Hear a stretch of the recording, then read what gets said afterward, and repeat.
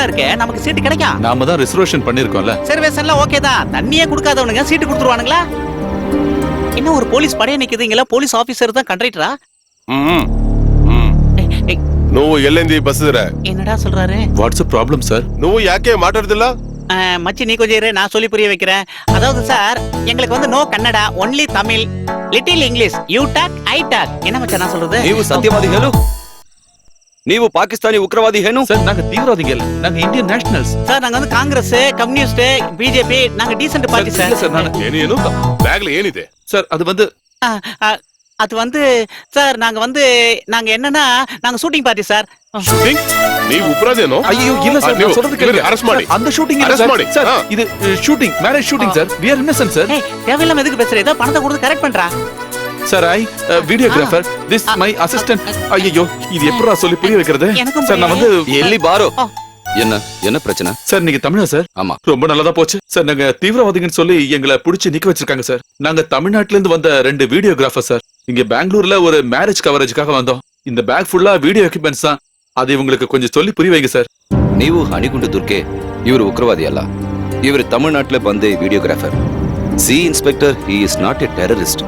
ಇವರಿಗೆ ಕನ್ನಡ ಬರುತ್ತಿಲ್ಲ. Language is A problem. ಹೌದಾ? ಹೋಗಿ. என்னத்த சொல்றாரு? ಹೋಗಿ ಹೋಗಿ. உள்ள போ சார். ஓகே வந்துடுறா. டேய் சீக்கிரம் வந்துரு.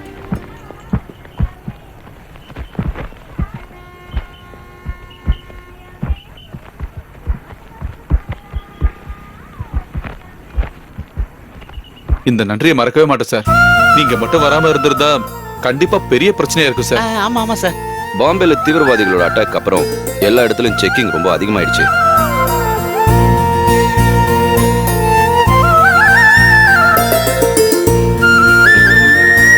எந்த ஊருக்கு போறீங்க? நாங்க 2 பேரும் சென்னைக்கு போறோம் சார்.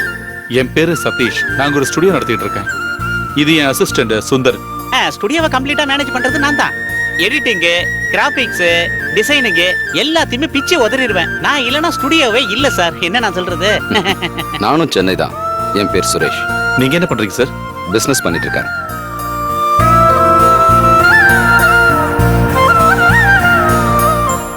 இல்ல ஃப்ளைட் மிஸ் ஆயிடுச்சு. நான் பஸ்ல வந்துட்டு இருக்கேன்.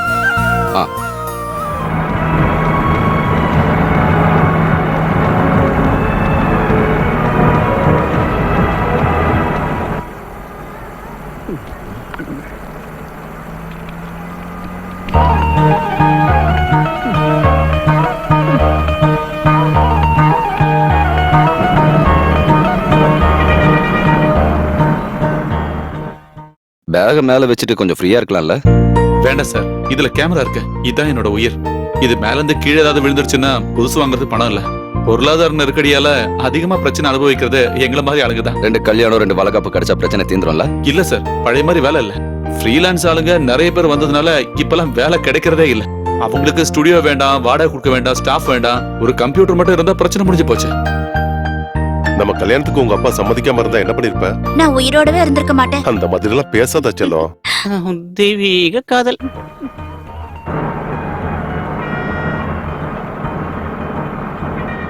மும்தாஜ் செத்ததுக்கு அப்புறம் ஷாஜஹான் அவளோட ஞாபகமா தாஜ்மஹால் கட்டினாரு. நான் இறந்து போயிட்டா நீங்க என்ன பண்ணுவீங்க? நீ இறந்து போயிட்டா நானும் உன் கூட செத்து போயிருவேன். முட்டா பையன். நானா இருந்தா அவ தங்கச்சி கூட சந்தோஷமா வாழ்வேன்.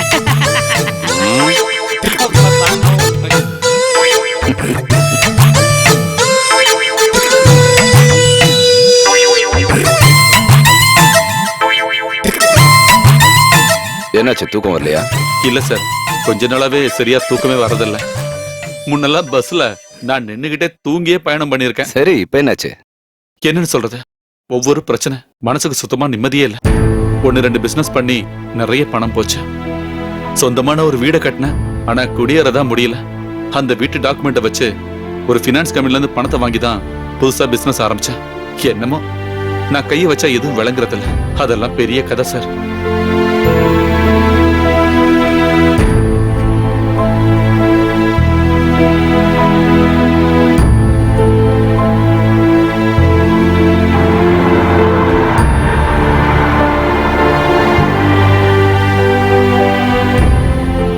உங்களுக்கு தூக்கம் வரதா இருந்தா தூங்குங்க. ராத்திரி பயணத்துல நானும் தூங்குறது இல்ல. இந்த டிரைவர் தூங்கிட்டாருன்னு வைங்க, இல்ல நான் தூங்குறதுனாலே ஒண்ணும் ஆக போறது இல்ல. சொல்ல போனா நம்ம 2 பேருமே நீங்க தூங்க போறது இல்ல. சரி, நம்ம 2 பேரும் தூங்காம முழிச்சிட்டு இருக்கிறதுனால ஏதாவது பேசிட்டு இருக்கலாமே. கண்டிப்பா சார். நீங்க தப்பா நினைக்கலனா உங்க பிரச்சனை என்னன்னு என்கிட்ட சொல்லுங்க. பிரச்சனைகளை மத்தவங்க கிட்ட சொல்லும்போது மனசுக்கு ஒரு நிம்மதி கிடைக்கும். சொல்றேன் சார், நான் எல்லாமே சொல்றேன்.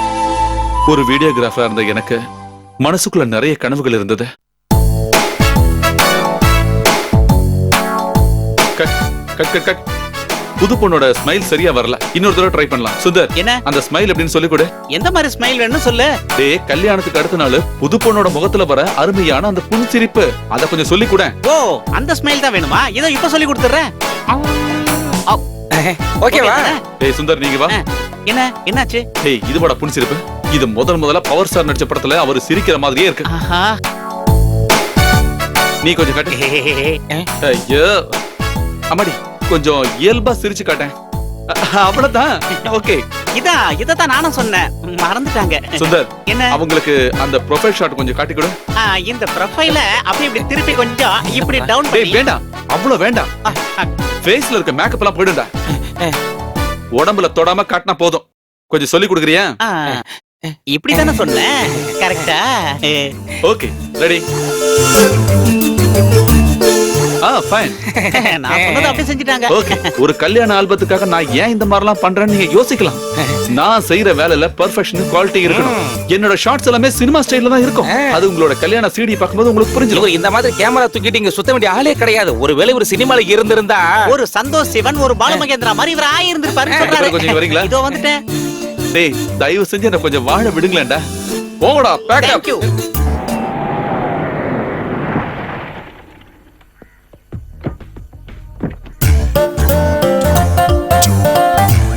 குமாரு, அந்த மணில ஒரு பஞ்ச குடு.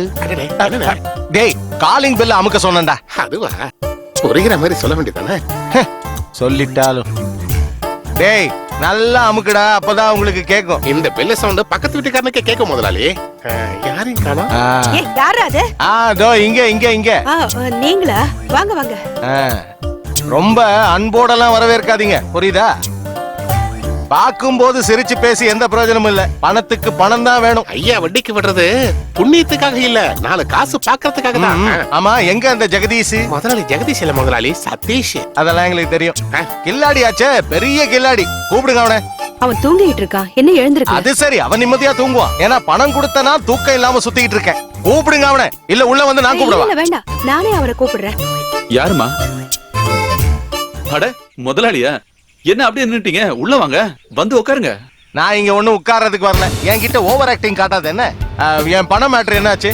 அசலு தான் வரல, வட்டியாவது கட்டணும்னு உனக்கு தெரியாது? அண்ணே, அது வந்து இந்த வந்து போயெல்லாம் வேண்டாம். உன்னோட இந்த ஆக்டிங்க பார்த்து எனக்கு சலிச்சு போச்சு. அதெல்லாம் நடக்காது. எனக்கு இன்னைக்கு என் பணம் வேணும். இல்லனா எனக்கு எப்படி வாங்கணும்னு தெரியும். என்ன அந்த மாதிரி செய்ய வச்சிராத. எனக்கு கொஞ்சம் டைம் நீங்க கொடுத்தே ஆகணும். டைம் எல்லாம் நிறைய கொடுத்தாச்சு. உன்கிட்ட பணம் இல்லனா உன் அண்ணன் தாசில்தார் இருக்கான்ல, அவன்கிட்ட வாங்கிக்கலாம். டெய்லி நிறைய லஞ்ச பணம் வாங்கிட்டு இருக்காருல்ல, அவர் நினைச்சாருன்னா உடனே கொடுத்துட முடியல. அண்ணன் கிட்ட நான் பணம் எல்லாம் கேக்குறதே இல்ல. ஒரு வாரம் நீங்க எனக்கு டைம் கொடுத்தே ஆகணும். அதுக்குள்ள நான் எப்படியாவது பணத்தை தந்துடுறேன். அது சரி, நீ ஆளு சூப்பர் ஆச்சே. கொலை குற்றத்துக்காக நான் உள்ள போய் படுத்தனா அதுக்கப்புறம் நீ பணம் தர வேண்டிய அவசியம் இல்லை. கண்டிப்பா நான் உங்களுக்கு அடுத்த வாரம் பணம் தந்துடுறேன். நம்பலாம்ல? நிச்சயமா. ஒரு வாரத்துக்குள்ள என் பணத்தை தரலன்னு வை, உங்க அம்மா பேர்ல வச்சிருக்கேன் அந்த பத்மா ஸ்டுடியோ, அதை எங்க அம்மா பேருக்கு மாத்திக்குவேன். எலிசபெத் ஸ்டுடியோன்னு மாத்திருவேன். எலிசபெத்ங்கிறது மகாராணியோட பேராச்சே முதலாளி. இருந்துட்டு போது, என்ன பொறுத்த வரைக்கும் எங்க அம்மாவும் மகாராணி தான். எங்க அம்மாவோட பல சொந்தக்காரங்க மகாராணிங்க தான். அந்த விஷயம் உனக்கு தெரியுமா? அப்புறம் சொன்னது ஞாபகம் இருக்கட்டும், ஒரு வாரம் தான் டைம். இப்ப நான் கிளம்புறேன். பணம் கிடைக்கலன்னு வை, என் உண்மையான முகத்தை நீ பார்க்க வேண்டியிருக்கும். டேய் வாடா.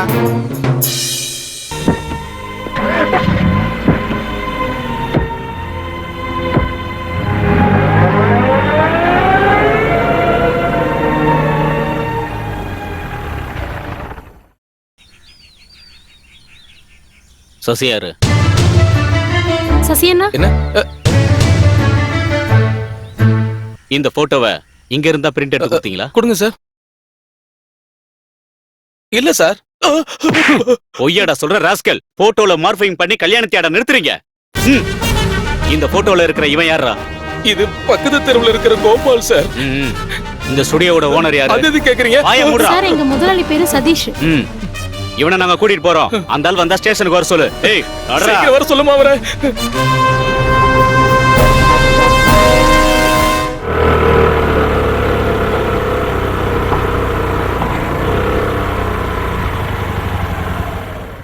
பிரசாத்,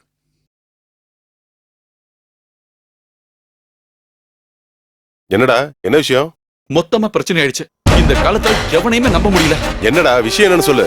ஏதோ ஒரு பொண்ணோட பையனோட போட்டோ மாஸ்கிங் பண்ணி அதை பிரிண்ட் போட்டு கொடுத்ததுனால சசியை போலீஸ் அரெஸ்ட் பண்ணி கொண்டு போயிட்டாங்க. என்னையே ஸ்டேஷனுக்கு வர சொல்லிருக்காங்களா? ஓ, உங்ககிட்ட எத்தனை தடவை சொல்லியிருக்கேன் நமக்கு நம்பிக்கையானவங்கள தான் வேலைக்கு வச்சுக்கணும்னு. இந்த மேட்டர் மட்டும் வெளியே தெரிஞ்சுன்னு வை, உன் ஸ்டுடியோக்கு யாராவது போட்டோ எடுக்க வருவாங்களா? அவன் இந்த மாதிரி பண்ணுவான்னு நான் கொஞ்சம் கூட எதிர்பார்க்கல. இப்ப என்ன செய்யறதுன்னே தெரியல. அந்த எஸ்ஐ உனக்கு நல்ல பழக்கம் இருக்குல்ல? வழக்கெல்லாம் இருக்கு, ஆனா அந்த ஆளு ஒவ்வொரு நேரத்திலயும் ஒவ்வொரு மூட்ல இருப்பாரு. உனக்கு தெரியாதுன்னு சொல்றதுல அர்த்தமே இல்ல. உன் ஸ்டுடியோல இருந்து தான் இந்த போட்டோவை பிரிண்ட் எடுத்து கொடுத்திருக்காங்க. நீ அந்த குடும்பத்தை பத்தி கொஞ்சமாவது யோசிச்சு பாரு. இனி யாராவது ஒரு பையன் அந்த பொண்ணு கல்யாணம் பண்ண முன் வருவானா? இந்த விஷயத்துக்கு இவனுக்கு சம்பந்தமே இல்ல சார். யாருக்குமே தெரியாம ஸ்டுடியோல வச்சு சசி தான் அந்த பிரிண்ட போட்டு கொடுத்திருக்கான் சார். யாரு போட்டு கொடுத்தாலும் பிரச்சனை இல்ல. ஸ்டுடியோ ஓனருங்கிற முறையில இந்த ஆளுக்கு அதுல பங்கு இருக்கு. இது கிரிமினல் அஃபென்ஸ் தெரியல. இப்படி எல்லாம் நடந்ததுல இவனுக்கும் ரொம்ப வருத்தம் இருக்கு சார். நான் விசாரிச்சு பார்த்ததுல எனக்கு பழக்கமானவரோட பொண்ணு தான் சார் அது. நாங்க இன்னைக்கே போய் அவரை பாக்குறோம். உனக்கு இதுக்கும் எந்த சம்பந்தமும் இல்லைன்னு இவர் சொன்னதுனாலதான் உன்னை விடுறேன். ஆனா இந்த திமிர் பிடிச்சவன் இருக்கானே, இவனை நான் விடவே மாட்டேன். சார், இந்த ஒரு தடவை நீங்க இவங்க மேல கொஞ்சம் கருணை காட்டுங்க. ஒரு நிமிஷம், நீ மட்டும் போனா போதும். நான் இங்கே நிக்கிறேன். அப்புறம் எதுக்கு நீ வந்த? அதுக்கு இல்ல, நான் தான் ஸ்டுடியோ ஓனர்னு தெரிஞ்சா அவங்க ஒருவேளை. அவங்க அந்த மாதிரியான ஆள் கிடையாது. நான் தானே கூட்டிட்டு வந்தேன். வா. அட, யாரு இது? வா வா வா வா, வந்து உட்காரு. உட்காருப்பா.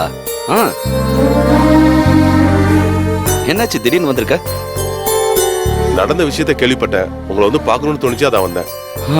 ஏதேதோ நடந்து போச்சு. ஆமா, இவர் யாரு? இவன் சதீஷ், என் சிஷியன் தான்.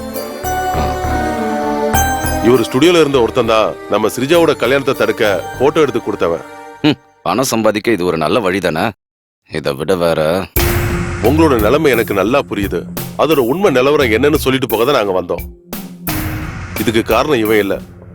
இந்த விஷயத்துல இவன் நிரபராதி. ஆமாங்க, நான் ஊர்ல இல்லாத நேரம் பார்த்து உங்க பொண்ணோட லவ்வர்னு சொல்லி எவனோ ஒருத்தன் வந்து என் அசிஸ்டன்ட்டுக்கு பணத்தை கொடுத்து இந்த மாதிரி செய்ய வச்சுட்டான். இப்படி எல்லாம் நடந்ததுக்காக மன்னிப்பு கேட்க தான் நாங்க இங்க வந்தோம். இனிமே மன்னிப்பு கேட்டு என்ன பிரயோஜனம் இருக்கு? என் பொண்ணு வாழ்க்கையே போயிடுச்சு, அதை திருப்பி தர முடியுமா?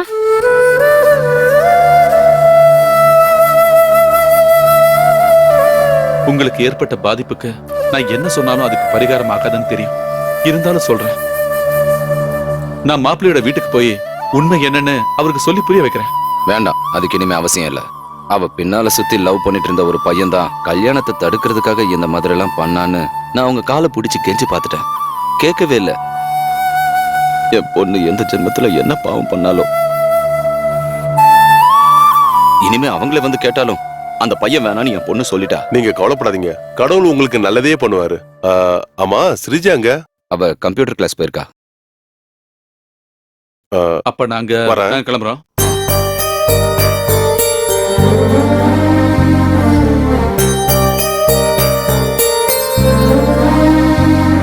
என்னம்மா, படிப்புலாம் எப்படி போயிட்டு இருக்கு? நல்லா போயிட்டு இருக்கு. நீ இப்படி ஒரு முடிவு எடுப்பன்னு நான் கொஞ்சம் கூட எதிர்பார்க்கவே இல்லை. நல்ல மனசு இருக்கிறவங்களாலதான் இப்படி ஒரு முடிவு எடுக்க முடியும். ஸ்ரீஜா கண்டிப்பா உனக்கு தகுதியான ஒரு பொண்ணு தான். உனக்கு மனைவி ஆகிறதுக்காக தான் அவ கல்யாணம் நின்னு போயிருக்குன்னு நினைக்கிறேன். அந்த பொண்ணு நான் கல்யாணம் பண்ண முடிவு எடுத்தது அந்த கல்யாணம் நின்னு போனதுனால இல்ல. அது மட்டும் இல்லாம எனக்கு மட்டும் பிடிச்சா போதாதுல்ல, அந்த பொண்ணுக்கும் அவங்க வீட்டுல இருக்கவங்களும் பிடிக்கணுமே. உனக்கு இது விருப்பம்னா அவங்களுக்கு எந்த பிரச்சனையும் இருக்கிற மாதிரி தோணல. அப்புறம் இந்த விஷயத்த பத்தி பொண்ணோட அப்பா கிட்ட நான் சொல்லிட்டேன். நீ இன்னைக்கே போய் உங்க அம்மா கிட்டயும் அண்ணங்கிட்டயும் விஷயத்த சொல்லிரு. அவங்களோட முடிவும் என்னன்னு தெரியணும்ல. நீ அந்த பொண்ணை கல்யாணம் பண்ணிக்கிறதுல எனக்கு சந்தோஷம் தான். அந்த பொண்ணோட அப்பா பரமேஸ்வரன் எனக்கு நல்லா தெரியும். நம்ம குடும்பத்துக்கு ஏத்த சம்பந்தம் தான். ஆனா எனக்கு இவனை நினைச்சாதான் பயம். இங்க பாரு, கல்யாணம் முடிஞ்ச அப்புறம் இந்த மாதிரி ஊதாரித்தனமா சுத்திக்கிட்டு இருந்தேன்னு வையே, அதுக்கு கல்யாணமே பண்ணிக்காம இருக்கலாம். அதெல்லாம் கல்யாணத்துக்கு அப்புறம் சரியாயிடுங்க. இவ்வளவு நாளா கல்யாணமே வேண்டான்னு சொன்ன ஆளு இப்போ கல்யாணத்துக்கு சம்மதிச்சது பெரிய விஷயம் தானே. இனிமே 1-2 பேசி குழந்தைனார் கல்யாணம் நிக்க வேண்டாம். நீ சொல்லுவடி. இத பண்றேன் அதை பண்றேன்னு எவ்வளவு பணத்தை அழிச்சிருக்கான் தெரியுமா இவன். இப்போ ஒரு ஸ்டுடியோ நடத்துறான். கேள்விப்பட்டீங்களா இவன் ஸ்டார்ட் பண்ண வேலைய? அந்த பார்த்த சாரதி இருந்ததுனால போலீஸ் கிட்ட அடி வாங்காம தப்பிச்சான். ஒரு விதத்துல அது நல்லதுதான். அந்த மாதிரி எல்லாம் நடந்ததுனால தானே இவனுக்கு இப்ப கல்யாணம் பண்ணணும்னு ஆசை வந்திருக்கு. என்னம்மா நீங்க இந்த அளவுக்கு அப்பாவியா இருக்கீங்க? இவன் இப்படி ஆனதுக்கு நீங்க தான் காரணம். கல்யாணம் முடிஞ்சதுன்னா எல்லாத்துக்கும் ஒரு மாற்றம் வரும். அப்படிதானடா? ஆமா, அண்ணன் மட்டும் எப்படி இருந்தாரு? அண்ணிய கல்யாணம் பண்ணதுக்கு அப்புறம் தானே மொத்தத்துல அவருக்குள்ளே ஒரு மாற்றம் வந்தது. ச்சீ, பே. அப்புறம் நாளைக்கே நீங்க எல்லாருமா சேர்ந்து அவளோட அப்பா கிட்ட பேசணும். பார்த்தாவும் உங்க கூட வருவான். இவர் அர்ஜென்ட் படுறத பார்த்தா நாளைக்கு அந்த பொண்ணை கூட்டிட்டு வந்துருவாருன்னு நினைக்கிறேன். எனக்கு என்னமோ அந்த பொண்ணோட கல்யாணத்தை நிறுத்தினது இவரதான் இருக்குன்னு சந்தேகமா இருக்கு. பாத்தீங்களாமா?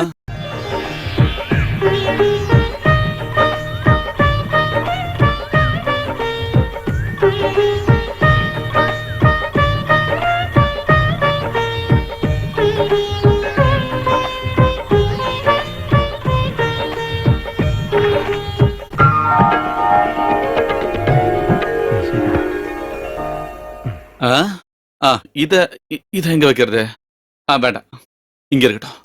இந்த கேமரா வேண்டாம், இங்க வச்சலாமா? எங்க வைக்கிறது?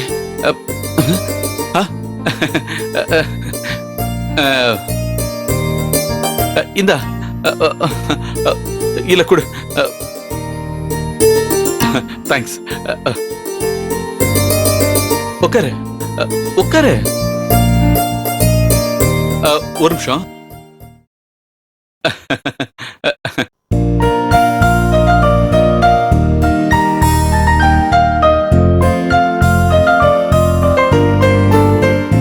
போன் ஆஃப் பண்ணில. போட்டோ மாஸ்க் பண்ண சசிக்கு தான் முதல்ல என் நன்றியை சொல்லணும். அந்த ஃப்ராடுக்கா? ஆமா, அவ அன்னைக்கு அந்த மாதிரி பண்ணதுனால தானே எனக்கு ஒண்ணு கிடைச்சது. யாரு இந்த ராத்திரியில?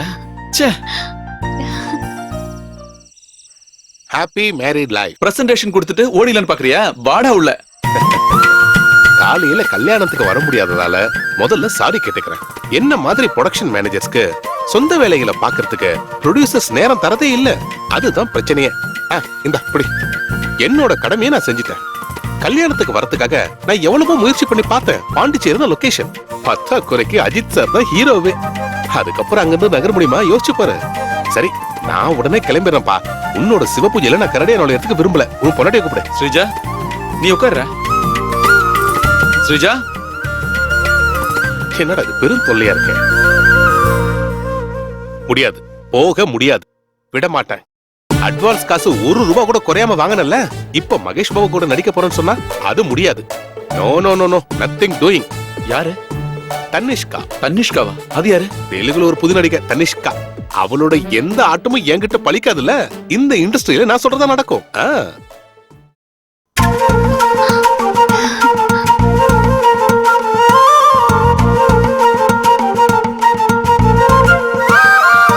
எனக்கு ரொம்ப சந்தோஷமா இருக்குடா. நல்ல மகாலட்சுமி மாதிரி பாசிட்டிவ் எனர்ஜியா இருக்கிற பொண்ணுதான் கிடைச்சிருக்கா. இது ரஃபீக். சொல்லணும்னா என்னோட பெஸ்ட் ஃப்ரெண்டே வந்தான். சினிமால ப்ரொடக்ஷன் கண்ட்ரோலர். நீ அதிர்ஷ்டம் பண்ணவுமா? இவன மாதிரி ஒரு நல்லவனா கிடைச்சதுக்கு நீ போன ஜென்மத்துல புண்ணியம் பண்ணிருக்கணுமா? இவன் ஒரு சாதாரண வீடியோகிராஃபர் ஆக வேண்டிய ஆளே கிடையாது. இவனோட ஃபியூச்சரே சினிமால தான். இவன் கண்டிப்பா பெரிய கேமராமேன் ஆவான். அதுல சந்தேகமும் இல்ல. சரி, நீ ஏதாவது சாப்பிட்டியா இல்லையா? நான் சாப்பிட்டுதான்ப்பா வரேன். சரி, குடிக்க ஏதாவது? ஒன்னும் வேண்டாம். சரிம்மா, நான் கிளம்புறேன். என்னோட எல்லா வித வாழ்த்துக்கள். Good night, sweet dreams. வரமா? தேங்க்யூடா.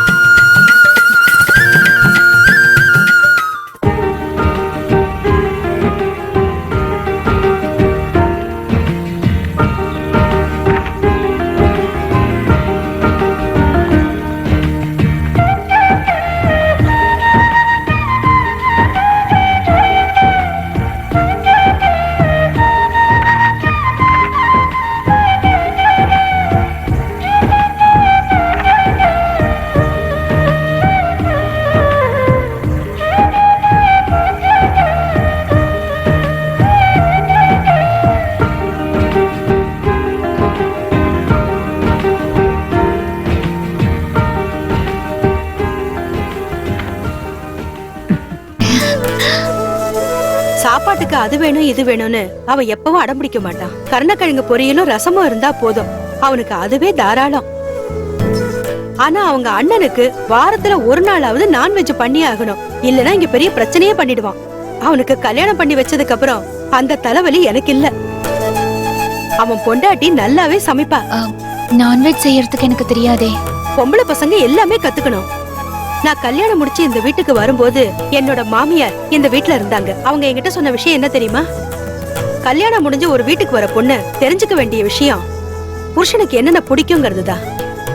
வாய்க்கு ருசியா புருஷனுக்கு பிடிச்சதை செஞ்சு பரிமாறினா குடும்பத்துல பல பிரச்சனைகள் வராதுன்னு அவங்க சொல்லுவாங்க. இவங்களோட அப்பா சாகுற வரைக்கும் நான் அந்த மாதிரி தான் செஞ்சேன். நீயும் அதை எப்பவும் ஞாபகத்துல வச்சுக்கோ. சதீஷ் ரொம்ப பாவம். யார் என்ன சொன்னாலும் அதை அப்படியே நம்புவான். தேவையில்லாம எல்லா பிரச்சனைகளையும் போய் அவனே மாட்டிப்பான். இதனாலேயே இவங்க 2 பேருக்குள்ள அடிக்கடி சண்டை வரும். இவங்க 2 பேர்கிட்டயும் நான் தான் அவஸ்தைப்பட்டுட்டு இருக்கேன். மூத்தவனுக்கு கல்யாணம் முடிஞ்சு 10 வருஷம் ஆச்சு. அவனுக்கு இன்னும் குழந்தைகளே இல்ல. அந்த துக்கத்தை அவன் மனசுல அடக்கி வச்சிருக்கான். எப்பவுமே அதை வெளியில காட்ட மாட்டான். போய் யாருன்னு பாத்துட்டு வா. அம்மா எங்க? உள்ள இருக்காங்க. நீ வா. ஒரு சந்தோஷமான செய்தி இருக்கு. என்ன கேமராமேன் ரஃபீக்கோட அசிஸ்டன்ட் ஆக்குறேன்னு ரஃபீக் போன் பண்ணிருந்தான். இன்னைக்கு ராத்திரியே கோயம்புத்தூர் போகணுமா? என் நேரம் தெளிஞ்சுன்னு நினைக்கிறேன். அப்போ இன்னைக்கே திரும்பி வர மாட்டீங்களா? இன்னைக்கு கண்டிப்பா திரும்பி வரவே முடியாது. நான் அங்க போனோன்னு போன் பண்ணிடுறேன். அப்புறம் இந்த விஷயம் இப்ப அம்மாவுக்கு தெரிய வேண்டாம். ஏன்? சினிமா வேலைக்கு தான் நான் போறேன்னு தெரிஞ்சா நான் ஸ்டுடியோ பார்க்காம ஊரை சுத்திட்டு இருக்கேன்னு அம்மா சண்டை போடுவாங்க. ஐயோ, போய் சொல்லி போறீங்கன்னு தெரிஞ்சா அத்தை என்ன பத்தி என்ன நினைப்பாங்க? அதெல்லாம் பரவாயில்ல. அம்மாவோட மனசு வருத்தப்படாம இருக்கிறதுக்காக ஒரு சின்ன பொய். நீ வா, பேக் பண்ணலாம்.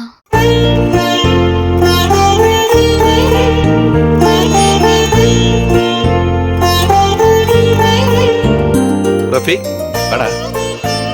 பயங்கர பசிப்பா. ரொம்ப நேரம் வெயிட் பண்ணி பார்த்தேன். பசி தாங்கல. Train Leto. உட்காரு உட்காரு. சரி, நீ சாப்பிடு. இல்ல வேண்டாம், நான் குளிச்சு ஃப்ரெஷ் ஆகி. டேய், குளிக்கிறதெல்லாம் அப்புறம் பாத்துக்கலாம். டைரக்டரோட ரூம்ல கேமராமேனும் ரைட்டர் டிஸ்கஷன்ல இருக்காங்க. நாம அங்க போய் அவங்கள பார்க்கணும்ல. சீக்கிரம் சாப்பிடு. இங்க பாரு, லட்டு மாதிரி சிக்கன் ஃப்ரை, சிக்கன் கறி, மட்டன் கைமா, சப்பாத்தி, சாலடு. ஒரு ரவுண்ட் ஊத்த வேண்டாம், நான் சாப்பிட மாட்டேன். சாப்பிடக்கூடாது. மது நாட்டுக்கும் வீட்டுக்கும் கேடுன்னு பாட்டிலே எழுதி வச்சிருக்காங்க. அதை தெரிஞ்சு முட்டை பசங்க குடிக்கிறாங்க.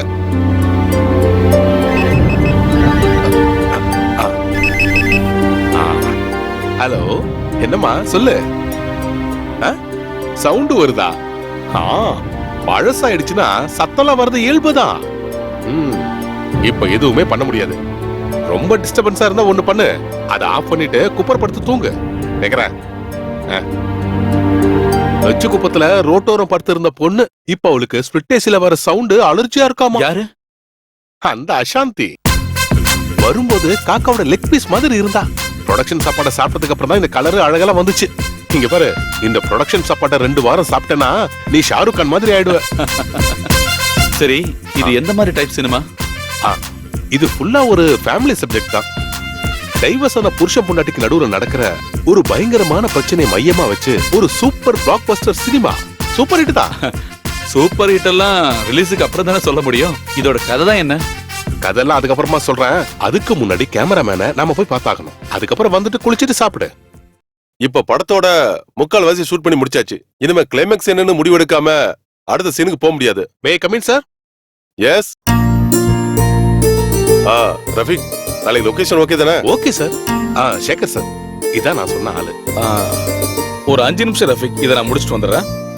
இப்ப நம்ம வச்சிருக்கிற கிளைமேக்ஸ் ரொம்ப சாதாரணமா இருக்கு. இந்த ஃபேமிலி சப்ஜெக்ட பொறுத்த வரைக்கும் எதிர்பாராத ஒரு முடிவு தான் கிளைமேக்ஸா இருக்கணும். அப்பதான் லேடிஸை நம்மளால கவர் பண்ண முடியும். நீங்க என்ன சொல்றீங்க சேகர்?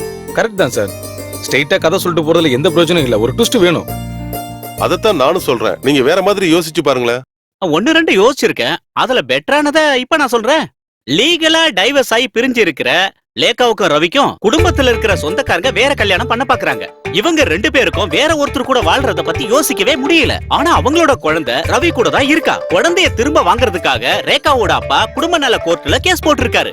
ஆனா குழந்தைக்கு அப்பாவும் வேணும், அம்மாவும் வேணும். இதுக்கு இடையில ரேகாவுக்கு அவங்க அப்பா வேற இடத்துல நிச்சயம் பண்றாரு. ரேகாவுக்கு கல்யாணம் நிச்சயம் பண்ணதை கேள்விப்படுற ரவிக்கு ரொம்ப ஷாக்கா இருக்கு. ரேகா இந்த கல்யாணத்துக்கு சம்மதிப்பான்னு ரவி கொஞ்சம் கூட எதிர்பார்க்கவே இல்ல. 2 பேருக்கும் எதுவுமே செய்ய முடியாத நிலைமை. கல்யாணத்தன்னைக்கு மணமேடையில ரேகா உக்காந்துகிட்டு இருக்கா. பக்கத்துல மணமகன் ஐயரு எதிரில மந்திரம் ஓதிக்கிட்டு இருக்காரு.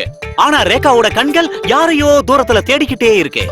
அந்த ஆடிட்டோரியத்துக்கு பின்னால இருக்கிற ரவி ரேகாவை பாத்துக்கிட்டே இருக்காரு. தான் புருஷன் தன்னை தேடி வந்திருக்கான். ஒண்ணுமே செய்ய முடியாத ரேகாவோட நிலைமை. டென்ஷன். சில நொடிகள்ல சில மாதிரி உட்கார்ந்திருக்க அவ கழுத்துல மணமகன் தாலிய கட்டுறாரு. அப்படியே ரீரே கடிங்க தூக்குறோம். எதுவுமே செய்ய முடியாத ரவி அங்கிருந்து கிளம்புறான்.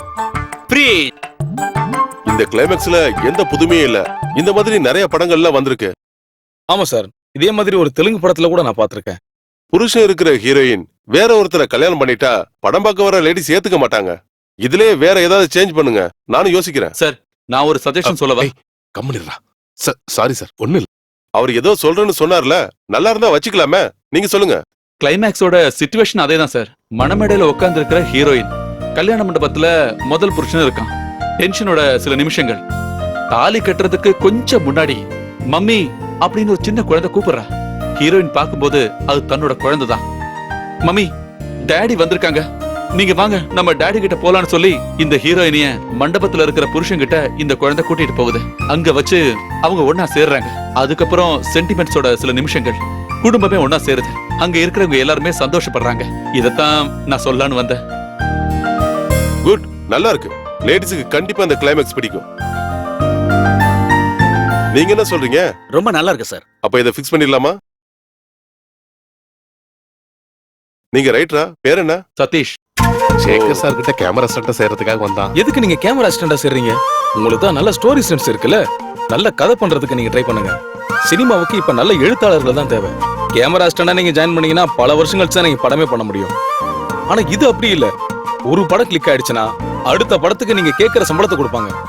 உங்ககிட்ட நல்ல கதை இருந்தா கொண்டு வாங்க. என்னோட அடுத்த படத்துக்கு உங்க கதையை நான் பயன்படுத்திக்கிறேன். Thank you sir. சரி, அப்ப நம்ம கிளம்பலாம். வர வாங்க. இங்க பாரு, நான் கடைசியா சொல்றேன். இனிமே வீடியோ கேமராவையோ இல்ல ஸ்டில் கேமராவையோ உன் கையில எடுக்கவே கூடாது. மூவி கேமரான்னு சொன்ன மூக்கு அப்படியே உடைச்சிடும், தெரிஞ்சுக்க. ஆமா, ஏன்? டேய், டைரக்டர் சார் சொன்னது கேட்டல. அவரோட அடுத்த படத்துக்கு உன்னோட கதையை யூஸ் பண்றதா சொல்லிருக்காரு. சாரோட அடுத்த 2 படத்துக்கும் கதை இன்னும் ரெடி ஆகவே இல்ல. நீ சீக்கிரமா போய் 2-3 கதையை ரெடி பண்ணி சார் கிட்ட வந்து சொல்லு. எவ்வளவு பணம் கிடைக்கும் தெரியுமா உனக்கு? ஒரு படம் மட்டும் ஹிட் ஆயிடுச்சுன்னு வையே, அப்புறம் லட்சக்கணக்குல கொண்டது உன் கால்ல கொட்டுவாங்க. 1-2 கதையோட சில ஐடியாஸ் மட்டும் என்கிட்ட இருக்கு. நீ ஐடியா பண்ணுவியோ பண்ண மாட்டியோ, சீக்கிரமா கதையை ரெடி பண்ணிடு. சரி, திரும்ப போறதுக்கு ராத்திரி ஏதாவது ட்ரெயின் கிடைக்குமா? ஒரு ராத்திரி கூட அவளை உன்னால பிரிஞ்சு இருக்க முடியல. நீ அதிர்ஷ்டம் பண்ணவுண்டா. மகாலட்சுமி மாதிரி ஒரு பொண்ணு கிடைச்சிருக்கா. ஆனா என் நிலைமைய கொஞ்சம் யோசிச்சு பாரு. சண்டை போட்டு போன சைராபானு வரலையா? என்னோட எல்லா நம்பிக்கையும் ஒரு நிமிஷத்துல நொறுக்கிட்டாச்சு. அழகான ஹோம் நர்ஸ் வேணும்னு பத்திரிக்கையில நான் ஒரு விளம்பரம் கொடுத்திருந்தேன். அடுத்த நாள் காலையில அவ திரும்பி வந்துட்டால. பெரிய பிரச்சனை பண்ணாங்களா? பிரச்சனை பண்ணலா, பெரும் பிரச்சனை பண்ணிட்டால. என்ன பத்தி உனக்கு தெரியும்ல. அவ வயலண்ட் ஆனா, நான் சைலண்ட் ஆயிட்டேன்.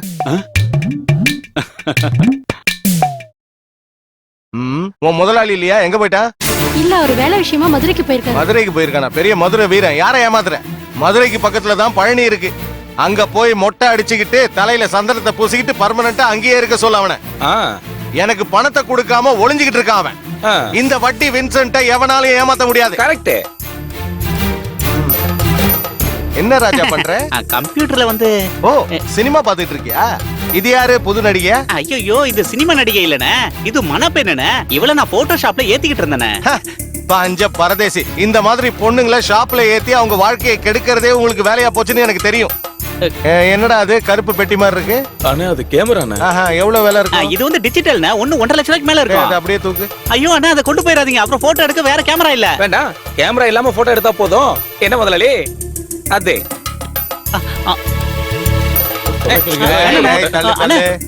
போங்கடா, சும்மா வேடிக்கை பார்த்துட்டு இருக்காத. கார்ல கொண்டு போய் வை. முதலாளி வெயிட்டே இல்ல. இத வச்சு எப்படி படம் எடுக்கலாம்னு நாம கத்துக்கலாம் முதலாளி. இந்த டிவியை கூட எடுத்துக்கலாமா முதலாளி? வேணாண்டா, பசங்க சினிமா பார்த்து கெட்டு நாசமா போட்டோம். கரெக்டா சொன்னீங்க செல்லம். இப்ப அடிக்கிற வெயிலுக்கு கருப்பு கொடையை விட வெள்ளை கொடை தான் ரொம்ப நல்லதா. 18 வயசுல இருந்து அர்த்தராத்திரியில கொடை பிடிக்கிறது எங்க முதலாளி பழக்கமா வச்சிருக்காரு. ஆனா இப்பதான் முதல் முறையா கொடையோட நேரத்தை மாத்தி இருக்காரு. எங்க முதலாளி பத்தி உங்களுக்கு ஒண்ணுமே தெரியாது. என்ன முதலாளி சொல்லட்டுமா? அத கார்ல கொண்டு போய் வை. ஏய், தல தல தல தல. சரி, நான் வரட்டுமா? இப்ப என்ன பண்றது? ஸ்கிரிப்ட் எழுத சொன்னதும் முதல்ல ஞாபகம் வந்ததே உன்னோட இந்த முகம்தான். போங்க. சத்தியமா சொல்றேன், என்னோட அதிர்ஷ்டத்துக்கு எல்லாமே காரணம் இந்த மகாலட்சுமி தானே. எனக்கு சினிமா ரொம்ப பிடிக்கும். எங்க வீட்ல மாசத்துக்கு ஒரு படமாவது பாத்துருவோம்.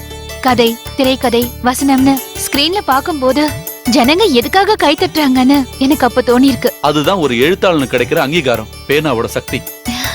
இந்த விஷயத்தை அத்தை கிட்ட சொல்ல வேண்டாம். வேண்டாம் வேண்டாம், இப்ப சொல்ல வேண்டாம். இப்போதைக்கு சஸ்பென்ஸாவே இருக்கட்டும். எல்லாம் ஓகே ஆனதுக்கு அப்புறம் சொல்லலாம். டேய் சதீஷ், டேய் கொஞ்சம் சீக்கிரமா வாயேன். பெரிய பிரச்சனை ஆயிடுச்சு. என்னாச்சு? அந்த வின்சென்ட் வந்து கேமராலாம் தூக்கிட்டு போயிட்டான். நீங்க தடுக்க வேண்டியதானே? அவன் பேசிட்டு இருக்கும்போது எடுத்துட்டு போயிட்டான்ப்பா. அது மட்டும் இல்ல, கம்ப்யூட்டரையும் எடுத்துட்டு போறதா சொல்லியிருக்கான். நாளைக்குள்ள பணத்தை கொடுக்கலனா கேமராவும் வித்துருவானா. நான் இல்லாத போது கேமரா எடுத்துட்டு போனது ரவுடிசம். நம்ம கண்டிப்பா போலீஸ்ல கம்ப்ளைண்ட் பண்ண வேண்டியதா. இனி போலீஸ் கேஸ்னு ஊர்க்காரங்களா சிரிக்கணுமா என்ன? வட்டிக்கு பணம் வாங்கி ஸ்டுடியோ ஆரம்பிக்கும் போதே நான் வேண்டான்னு சொன்னேன். கடன் வாங்கினா என்ன? என் வீட்டோட டாக்குமெண்ட் அந்த கையில இருக்குல்ல, அந்த பணத்துக்கு இதுக்கு மேல கேரண்டி தேவையே இல்ல. உன் அண்ணனுக்கு இந்த விஷயம் தெரிஞ்சா பெரிய பிரச்சனை தான். மானம் போயிடுச்சுன்னு சொல்லி என்ன நிம்மதியா இருக்க விட மாட்டான். அப்போ அண்ணனோட மானத்தை பத்தி தான் உங்களுக்கு கவலை இல்ல? அவனுக்கு அவ்வளவு மான ரோஷம் இருந்தா கொஞ்சம் பணம் எனக்கு தர சொல்லு. டேய், இது நாள் வரைக்கும் அவனுக்கு எவ்வளவு பணம் கொடுத்திருக்கான்? இந்த வீட்டோட பாகத்தை வாங்கி நீ புது வீடு கட்டும் போதும் பணம் கொடுத்து உதவினது அவன் தான். உன் வீட்டு வாடகை மட்டும் மாசம் மாசம் நீ வாங்கிட்டு இருக்கல்ல. எனக்கு தெரியுமா, எது செஞ்சாலும் அண்ணன் செய்யறதுதான் சரி. நான் என்ன பண்ணாலும் தப்பு. ஏன்னா அவன் பெரிய தாசில்தாராச்சே. உங்ககிட்ட நான் என்னன்னு சொல்றது? எனக்கு நீங்க ரெண்டு பேருமே ஒண்ணுதான். அவர் இறந்ததுக்கு அப்புறம் ஒன்ன வளர்க்க தான் நான் ரொம்ப கஷ்டப்பட்டிருக்கேன். அவனுக்கு செஞ்சதை விட உனக்கு தாண்டா நான் அதிகமா செஞ்சிருக்கேன். நீ நேரா ஸ்டுடியோக்கு போ.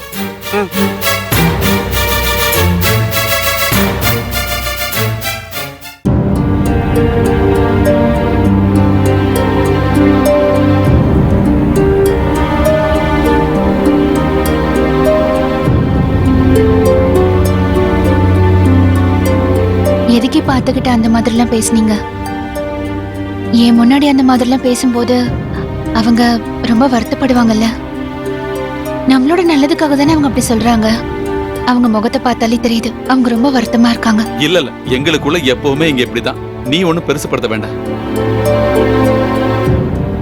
நான் அந்த வின்சென்ட போய் பார்த்துட்டு வந்துடுறேன். இருங்க, அங்க போய் நீங்க தேவையில்லாம பிரச்சனை எல்லாம் பண்ண வேண்டாம். பார்த்தானாவையும் கூட்டிட்டு போங்களேன். ம்.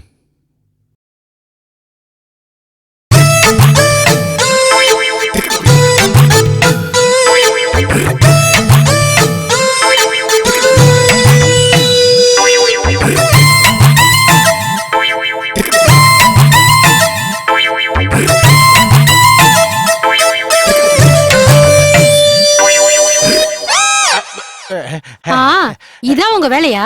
யோகாசனம்னு சொல்லி இங்க வந்து உட்காந்துட்டு பக்கத்து வீட்டு பொம்பளைய பாத்துட்டு இருக்கீங்களா? இவ்வளவு வயசாகி போயிடுச்சுல, இதெல்லாம் நிறுத்த கூடாதா? அடியே, யோகாசனம் பண்ணும்போது எதையாவது பாத்துக்கிட்டே பண்ணணும்னு யோகாச்சாரியார்கள் சொல்லிருக்காங்க. அவங்க எது வேணாலும் சொல்லுவாங்க. ஆனா பக்கத்து வீட்டுக்காரி புருஷன் கராத்தே மாஸ்டர்ன்றத மறந்துடாதீங்க. இங்க பாருங்க, உங்களை பாக்க 2 பேர் வந்திருக்காங்க. லேடிஸ் இல்லல்ல? இல்ல. அப்போ ஒர்க் அவுட் ஆச்சு அதுக்குள்ள. வாங்க.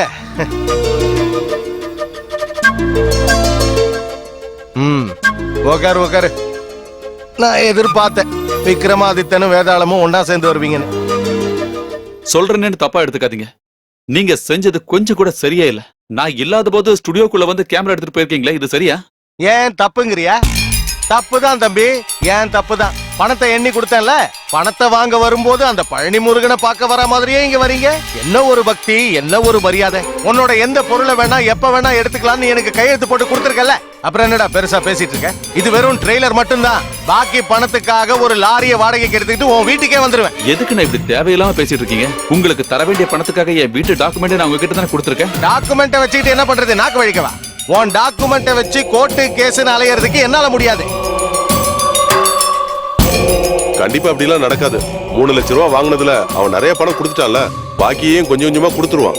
அந்த கேமராவை திருப்பி கொடுத்துருங்க, இல்லன்னா அவன் ஸ்டுடியோல இருக்கிற வேலை எல்லாம் நின்னு போயிடும். நிக்கட்டுங்கிற அப்பதானே என் வேலை நடக்கும். நான் 2 நாள் டைம் தரேன், இல்லன்னா கேமராவை எவனுக்காவது வித்துருவேன். நீ ஸ்டுடியோல இருந்து துரத்தி விட்டியா அந்த சசி பையன்? அவன் அந்த கேமராவை கேட்டுக்கிட்டே இருக்கான். புதுசா ஸ்டுடியோ ஆரம்பிக்க போறானா? அதோட உன் கதை முடிஞ்சிடும். என் கேமரா அவனுக்கு கொடுத்தீங்கன்னா நீங்க கண்டிப்பா போலீஸ் ஸ்டேஷன் வர வேண்டியிருக்கும். என்னடா பயமுறுத்துறியா? வரட்டும்டா போலீஸ். நான் பார்க்காத போலீஸா?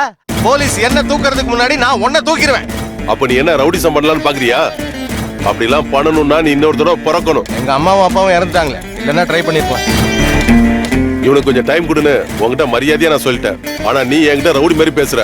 உன்னால முடிஞ்சது நீ செய். வாடா. டேய் இல்லடா, அந்த ஆள் என்ன பண்றான்னு நான் பாக்குறேன். நீ வா. அண்ணே வாடா.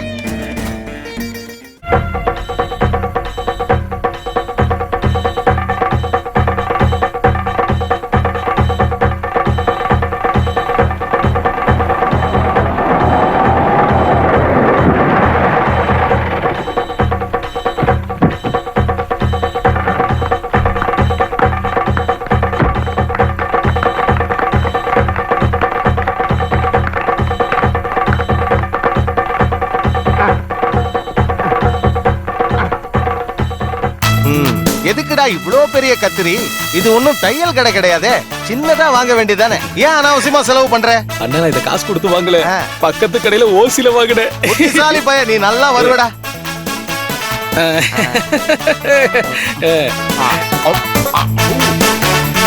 என்னடா ஸ்மெல் ஒரு மாதிரி இருக்கு? டேய் இந்த கொடை ஸ்டுடியோல யூஸ் பண்றதுடா, கொடுத்துடுறா. இந்த கொடைய நான் சதீஷோட கடையில இருந்து தான் எடுத்தேன். ஆமா. இந்த வெள்ளை கொடைய வச்சுக்கிட்டு நடக்க ஆரம்பிச்சதுல இருந்து நான் வெள்ளையாயிட்டேன்னு என் பொண்டாட்டி சொல்றா. முதலாளி அம்மா பொண்டாட்டி கூட கிடையாது, என் பொண்டாட்டி சொல்றா. இந்த கொடை நீங்க பிடிக்க ஆரம்பிச்சது ரொம்ப வெள்ளையாயிட்டீங்களா? உன் பொண்டாட்டி சொன்னா அது கரெக்ட் தான். அண்ணே இவன் தான் என்னோட புது பார்ட்னர் சாரதி. சாரதி ஆ. சாரதி சசி, ஆ. அதான் சாசா. பணம் ஏதாவது வேணும்னா கூச்சப்படாம கேளு. கண்டிப்பாண்ணே. நீ சதீஷோட ஸ்டுடியோல இருந்து வந்துட்டியா? கம்மி சார். அதனாலதான் இவன் இங்க கூட்டிட்டு வந்துட்டேன். அப்ப இங்கேயும் வேலை கம்மி ஆயிடும். அண்ணே ஒரு நல்ல நாள் அதுமா அவசகுணமா பேசாதீங்கண்ணே. ஆமா.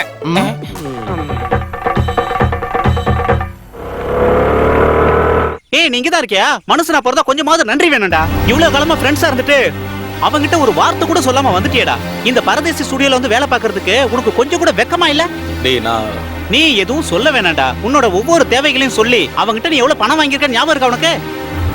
உன் பொண்டாட்டி பிரசவத்துல பிரச்சனை வந்து ஐசியூல இருக்கும்போது அவனோட செயினை வித்து தானடா பில்ல கட்டினா. அந்த நன்றியாவது வேணா உனக்கு? இந்த பரதேசியால தானே நம்ம ஸ்டுடியோட பேரை நாசமாச்சு. இதெல்லாம் தெரிஞ்சு கூட நீ வேணா, இனிமே நீங்க இருக்க வேணாம், வந்து வண்டியில இரு வா. நான் அவகிட்ட சொல்லிட்டு வந்துடுறேன். யாருகிட்ட சொல்ல போற? வேணாம், எவங்கிட்டே சொல்ல வேணாம். இங்க பாரு, சீக்கிரமா பணம் சம்பாதிக்கணும் ஏதாவது ஐடியா வச்சுக்கிட்டு நீ அவன் கூட இருந்தனா கொஞ்ச நாள் தான், அதுக்கப்புறம் அவன் வெளியில எல்லாம் இருக்க மாட்டான். கண்டிப்பா ஜெயில தான் இருப்பான். நீயும் கூட சேர்ந்து களி தின்னு.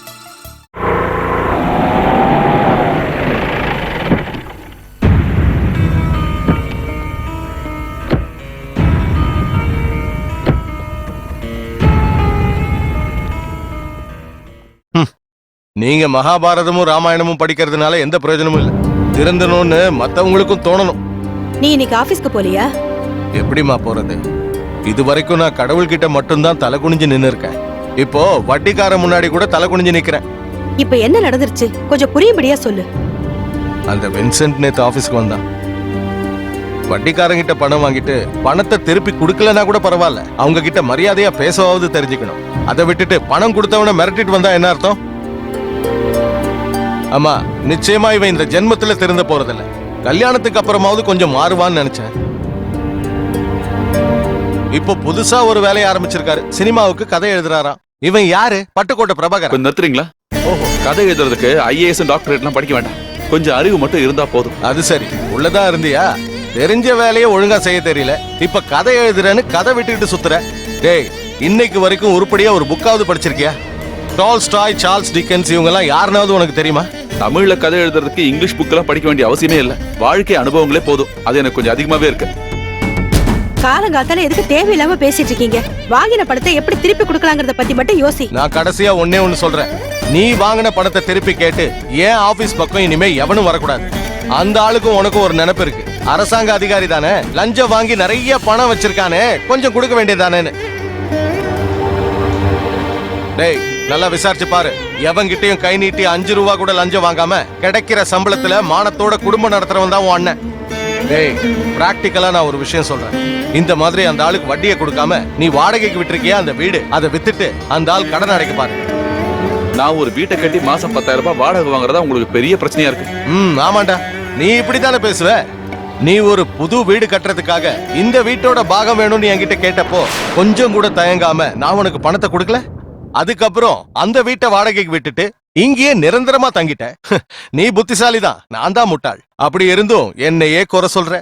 பரவாயில்லடா. ஓகே, இத மனசுல வச்சுதான் இவ்வளவு நாள் என்கிட்ட பேசிட்டு இருந்தீங்களா? வேண்டாம், எனக்கு யாரோட ஓசும் தேவையில்லை. நான் இங்க இருந்து போயிடுறேன். இங்க பாருங்க, அவர் அந்த மாதிரிலாம் நினைச்சு சொல்லல. தேவையில்லாம நீங்க இந்த மாதிரிலாம் அர்த்தத்தை கண்டுபிடிக்காதீங்க. வேண்டாம், நான் ஒண்ணு குழந்தை இல்ல. யாரு எதுக்காக பேசுறாங்கன்னு எனக்கு நல்லாவே புரியும். நான் சொல்றேன்.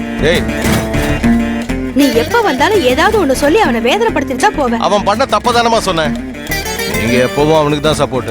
எனக்கு நீங்க 2 பேரும் எப்பவும் ஒரே மாதிரி தான். அவன் ஜாதகத்துல இப்ப ஒரு பெரிய கண்டா இருக்கு, அதனாலதான் இப்படி பேசிட்டு இருக்கான். நீ இதுக்கெல்லாம் கவலைப்படாத. அவரோட சுபாவமே அப்படிதான். தம்பின்ற உரிமையில தான் இப்படி எல்லாம் பேசிட்டு இருக்காரு. கொஞ்ச நேரம் ஆனதும் தனியா உட்காந்து வருத்தப்பட்டு இருப்பாரு. கல்யாணம் ஆகி வந்த நாள்ல இருந்து நான் இதெல்லாம் பார்த்துட்டு தான் இருக்கேன். ராஜி, போலாம். நான் வரேம்மா. வரேம்மா.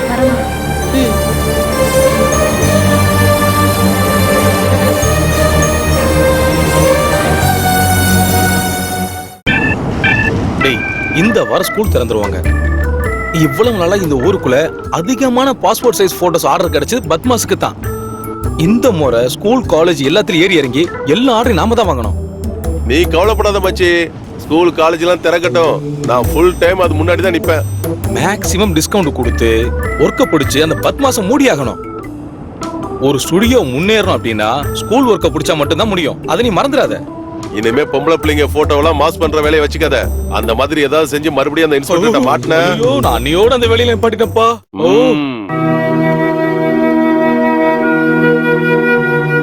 ஒவ்வொரு பிரச்சனையும் வரும்போது நீங்க இந்த மாதிரி ஆயிடக்கூடாது. பிரச்சனையில இருந்து எப்படி வெளியில வரலான்னு தான் நீங்க யோசிக்கணும். என்ன பண்றதுன்னு தெரியல. கேமரா இல்லாம ஸ்டுடியோக்குள்ளே போக முடியாது. என் கேமராவை அந்த வின்சன் எடுத்துட்டு போய் சசிக்கு வித்துட்டான். ஒரு புது கேமரா வாங்குறதுக்கு எவ்வளவு ரூபாய் தேவைப்படும்? செகண்ட் ஹேண்ட்ல ஒரு கேமரா வாங்குறதா இருந்தா கூட 50,000 ரூபாய் ஆகும். அப்படின்னா என்கிட்ட இருக்கிற நகையை வித்து செகண்ட் ஹேண்ட்ல ஒரு கேமரா வாங்கிடலாம். வேண்டாம், உன் வீட்ல இருந்து கொடுத்த நகையை அடமானம் வச்சு ஒரு கேமரா வாங்குறது சரியில்லை. இனிமே உண்டு எந்தெல்லாம் சொல்லாதீங்க, அது நம்மளோடதுங்க. பணம் கிடைக்கும் போது திரும்ப எடுத்துட்டா போச்சு. அண்ணா சொல்லிட்டு போனது கேட்டல. இனிமே இங்க தங்கினா சரிப்பட்டு வராது. அந்த வாடகைக்காரங்களை காலி பண்ண வைக்கணும்னா அட்வான்ஸா வாங்கின 50,000 ரூபாய் திரும்ப கொடுத்தாகணும். உங்க அண்ணா அந்த மாதிரி பேசினாங்கிறதுக்காக நீங்க எது போறியா? நான் இந்த வீட்டை நிம்மதியா வாடுறது உன் பையனுக்கு கொஞ்சம் கூட பிடிக்கல. உன்னை இந்த வீட்டை விட்டு போன அவன் சொல்லலையே. நீ தானே அவனுக்கு பொறாம அது எதுன்னு சொல்லி கோவப்பட வச்ச. அவன் சொன்னதுல என்னடா தப்பு இருக்கு? என்ன நடந்தாலும் சரி, நான் இங்க இருந்து போதான் போறேன். நீங்க என் கூட வரணும். நான் வரமாட்டேன். அப்படின்னா நீ அவங்க கூட தான் போறியா? அப்ப போ. நான் யார் கூடயும் போகல. உங்க அப்பா வாழ்ந்த வீடுடா இது. நான் சாகிறதா இருந்தாலும் இந்த வீட்டுல தான் சாவேன். அம்மா, நீங்க அப்ப இங்க தனியா இருக்க போறீங்களா? தனியா இருந்தா என்ன பிரச்சனை? பிள்ளைங்களுக்கு வேண்டாத அம்மா எல்லாம் ஒண்டி கட்டியா தான் வாழ்ந்துட்டு இருக்காங்க. உங்க அப்பா சாகுற வரைக்கும் வாங்கின பணத்தை கேட்டு ஒருத்தன் கூட இந்த வீட்டு வாசல்ல வந்து நின்னதே இல்ல. கடனும் பிரச்சனையா இருந்தா எப்படிடா ஒருத்தனால நிம்மதியா வாழ முடியும்?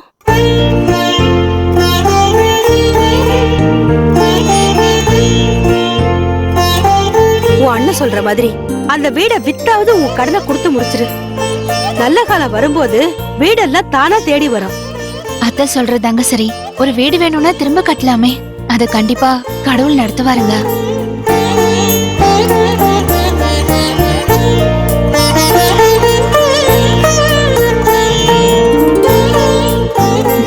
என்னங்க, பிளாஸ்க்ல டீ இருக்குங்க.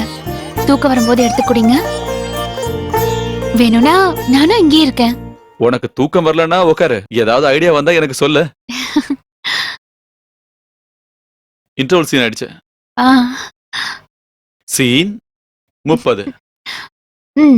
ராஜசேகரோட வீடு பகல். ராஜசேகரோட வீட்டுக்கு வந்துகிட்டு இருக்கிற ரமேஷோட ஜீப். ரமேஷா நடிக்க போறது யாரு? ரமேஷா நடிக்க போறது யாருங்க? சகலகலா வல்லவன் முகேஷ்.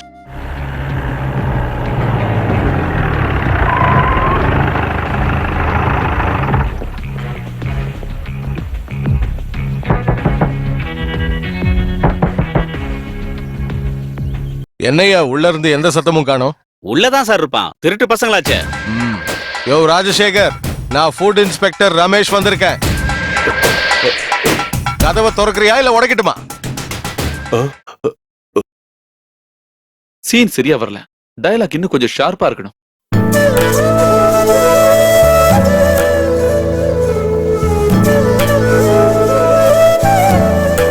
கிடைச்சிருச்சு. சீன் 30. ராஜசேகரோட வீடு பகல். ராஜசேகரோட வீட்டுக்குள்ள வந்துகிட்டு இருக்கிற ரமேஷோட ஜீப். வணக்கம் முதலாளி. யார் நீங்க? ஐயோ, என்ன தெரியலையா? நான் தாங்க ரமேஷ். ஆமாங்க. பாட்டு கவிதை எல்லாம் எழுதுற ரமேஷ் தானே? கவிதை தான் இப்ப செத்துக்கிட்டே இருக்க. அது கவிதா இல்லையே, செத்தது சங்கீதா தானே? ஆமா, சங்கீதமும் இப்ப கொஞ்சம் கொஞ்சமா செத்துக்கிட்டு தானே இருக்கு. விஸ்வநாதனும் ராமமூர்த்தியும் போட்ட சங்கீதம் இப்ப எங்க இருக்கு? எல்லாம் போச்சுல. முதலாளி, நீங்க மொத்தமா குழம்பி போயிருக்கீங்க. உங்களுக்கு எங்களை பத்தி சரியா தெரியலன்னு நினைக்கிறேன். நான் கவிஞர் ரமேஷ் இல்ல, சாதாரண ரமேஷ். இவங்க அப்பா பணக்காரரா இருந்தோம், இவனோட பேரு பிச்சை. ஆமா, பிச்சையா? பேரை கேட்டா எல்லாருக்கும் கொஞ்சம் கேவலமா தான் தோணும். இது சாதாரண பேர்ல, கடவுளோட பேரு. நாங்க SR மசாலா பவுடர் கம்பெனிக்காரங்க. ஓஹோ, எஸ்ஆர் மசாலா கேட்டிருக்கேன் நாங்க இப்ப பயன்படுத்துறது நாராயணா மசாலா தான். அத கொஞ்சம் மாத்தி எங்களோட இந்த அருமையான எஸ்ஆர் மசாலாவை பயன்படுத்தி பாருங்களேன். குவாண்டிட்டி கம்மி, குவாலிட்டி அதிகம். குழம்புல இருக்கிற மஞ்சள் கலர் மாதிரி சிகப்பு கலர் கிடைக்கும். இது என்னது மசாலாவோட சாம்பிளா? இல்ல, உங்க கடையில இருந்து வாங்கின பிரேக்ஃபாஸ்ட் தான். சாப்பிட நேரம் கிடைக்கல, அதனால பார்சல் வாங்கிட்டு வந்துட்டோம். அடடா, அது இப்ப ஆறி போயிருக்குமே. சூடா சாப்பிட்டா தானே அது டேஸ்டா இருக்கும். வாங்க உள்ள உட்கார்ந்து சாப்பிடலாம். அதெல்லாம் வேண்டாம் முதலாளி, நாங்க போகும்போது வண்டியில உட்கார்ந்து சாப்பிட்டுக்கிறோம். அது சரி, உங்க மசாலால என்ன மாயம் சேர்க்கறீங்க? ஐயோ, மாயம்லாம் எதுவுமே இல்ல, எங்களுது சுத்தமான மசாலா. அதனாலதான் உங்க வியாபாரம் இன்னும் முன்னுக்கு வரல. படம் பண்றது தப்பு இல்லையா முதலாளி? என்னையா குற்றம்? மாயம் இல்லனா இந்த காலத்துல மனுஷனே இல்ல. மாயம் சேர்க்காம வியாபாரம் பண்ணனு வையே, உருப்படவே முடியாதியா. ஐயோ முதலாளி, அது பாவம், தப்பு இல்லையா? ஒரு பாவம் இல்லையா. நாம கொடுத்த சாப்பாடை சாப்பிட்டுட்டு எவனும் உடனே சாகாம இருந்தா போதும். அப்போ உங்க ஹோட்டல்லயே கலப்படம் பண்றீங்களா? மாயம் சேர்க்காம எப்படியா வியாபாரம் பண்ண முடியும்? முட்டா பையல. என் பேர் அது இல்ல முதலாளி, பிச்சை. ரெண்டு ஒண்ணுதாடா பிச்சை. உங்களை எனக்கு பிடிச்சு போனதாலையும் உங்க மேல அக்கறை இருக்கிறதாலையும் நான் இதை சொல்றேன். எல்லாம் ரகசியமா இருக்கணும். நான் வெஜிடேரியன்ல தான் லாபம் ரொம்ப அதிகம். கொஞ்சம் கூட வேஸ்ட் ஆகாது. இன்னைக்கு மட்டன் மீதி ஆச்சு, நாளைக்கு கட்லட் ஆக்கிடலாம். சாப்பிட்டான மாட்டுக்கறியை எடுத்து அதை ஆட்டுப்பாலோட சேர்த்து வேக வச்சா அது மட்டன் ஆயிரும். காக்கா கறியில நாட்டுக்கோழி முட்டைய உடைச்சு ஊத்தி வேக வச்சேன்னு வையி, அது சிக்கன் ஆயிடும். கறியில மிச்சமாயிடுச்சுன்னா மசாலாவை கழுவிட்டு ஃப்ரிட்ஜ்ல வச்சு 4 நாள் கழிச்சு எடுத்தாலும் அது ஃப்ரெஷ்ஷா இருக்கும். இவ்வளவு நாள் பழசாயிட்டா டேஸ்ட்ல வித்தியாசம் தெரியாதா?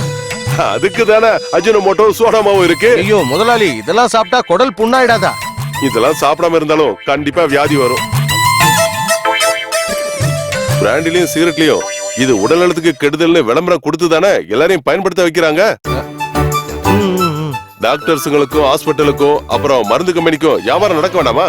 அப்படின்னா நீங்க செஞ்சுக்கிட்டு இருக்கிறது ஒரு சமூக சேவை. அதுல என்ன சந்தேகம்?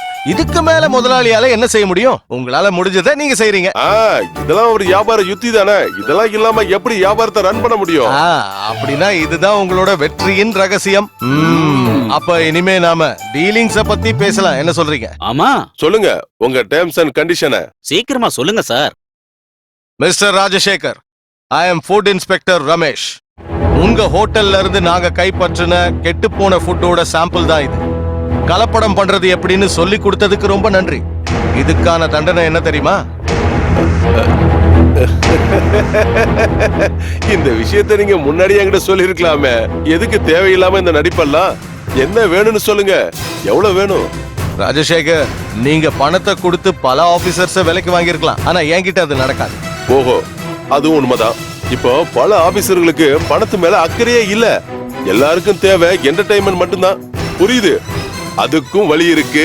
மைதிலி, எதுக்கு முதலாளி உங்க பொண்டாட்டி கூப்பிடுறீங்க? பொண்டாட்டிலாம் இல்லையா? செல்லம், இந்த ஆபீசர் உள்ள கூட்டிட்டு போய் கொஞ்சம் விலாவரியா பேசிட்டு வா. அட, டைம் வேஸ்ட் பண்ணாம போங்க சார், போங்க. டேய், என்னடா நினைச்சிட்டு இருக்க? பொண்ணை காட்டி இந்த கேஸ்ல இருந்து ஈஸியா தப்பிச்சிடலாம் நினைச்சியா? சும்மா மிரட்டாதீங்க சார். இந்த மாதிரி ராஜசேகர் எவ்வளவோ பாத்துட்டான். போலீஸ்காரங்க நினைச்சே ஒண்ணும் பண்ண முடியல. அப்படி இருக்கும்போது வந்துட்டாரு ஃபுட் இன்ஸ்பெக்டர். ஒழுங்கா அங்க இருந்து போற வழிய பாரு. டேய் ராஸ்கல், நீ மத்த ஆபீசர்ஸ மிரட்டா மாதிரியே இந்த ரமேஷையும் மிரட்டலான்னு பாத்தியா? அடிக்கிற அடியில 32 பல்லும் வெளியே வந்து. சரவணா, பழனி, இவனை அடிச்சு கொள்ளுங்கடா.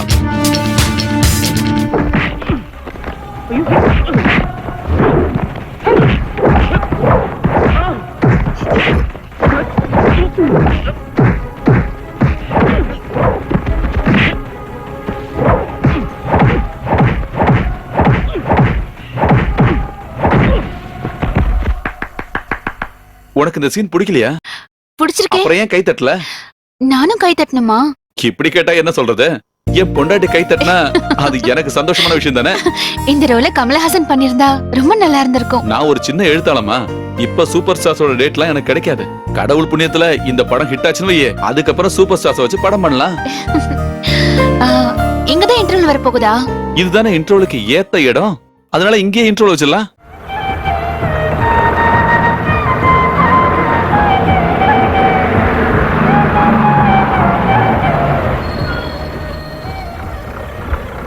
டீ குடிக்கிறவங்க எல்லாம் டீ குடிச்சிருங்க, 10 நிமிஷம் வண்டி நிற்கும். சிக்கன் குழம்பு ரொம்ப சூப்பரா இருந்துச்சு, நல்ல டேஸ்ட். எப்படி செஞ்சாங்கன்னு நான் கேட்டு வந்துருவா. நாளைக்கு காலையில ஊருக்கு போனோடனே ஏதாவது ஒரு ஹாஸ்பிட்டலுக்கு போயே ஆகணும். அதுக்கு உனக்கு வியாதி எதுவும் இல்லையா? எனக்கு இல்லடா, தின்றதே இப்ப உனக்கு ஒரு வியாதி மாதிரி ஆயிடுச்சு. அதை உடனே கண்ட்ரோல் பண்ணனா கண்டிப்பா பெரிய பிரச்சனை ஆயிடும். ஆமா, ஒரு நாளைக்கு 10 வேளை சாப்பிடுறது பெரிய வியாதி பாரு. திங்கிறதுக்கு வாங்கி கொடுத்துட்டு குத்தம் சொல்றதுல எனக்கு பிடிக்காது. நீ வண்டியில ஏறு. இவனுங்களாம் திங்க மாட்டாங்க, திங்கிறவங்கள பார்த்தா பொறாமப்படுவானுங்க. என்னண்ணா இப்படி அசந்து தூங்குறீங்க? கீழே போங்க, சிக்கனும் பரோட்டாவா இருக்கு. Okay okay. சார், உங்களுக்கு சாப்பிடறதுக்கு ஏதாவது வாங்கணுமா?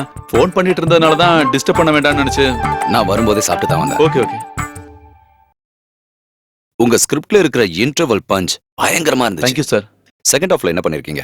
செகண்ட் ஹாஃபும் என் வாழ்க்கையும் ஒன்னா சேர்ந்து கடைசியில ஒரு ட்விஸ்ட்ல வந்து நிக்குது சார். புரியலையே. கதையில இருக்கிற மாதிரியே என் வாழ்க்கையிலயும் பல ட்விஸ்டுகள் நடந்துருச்சு. நான் கதை எழுதிட்டு இருக்கும்போது ஒரு சந்தோஷமான செய்தியோட ரஃபீக் எங்க வீட்டுக்கு வந்தா.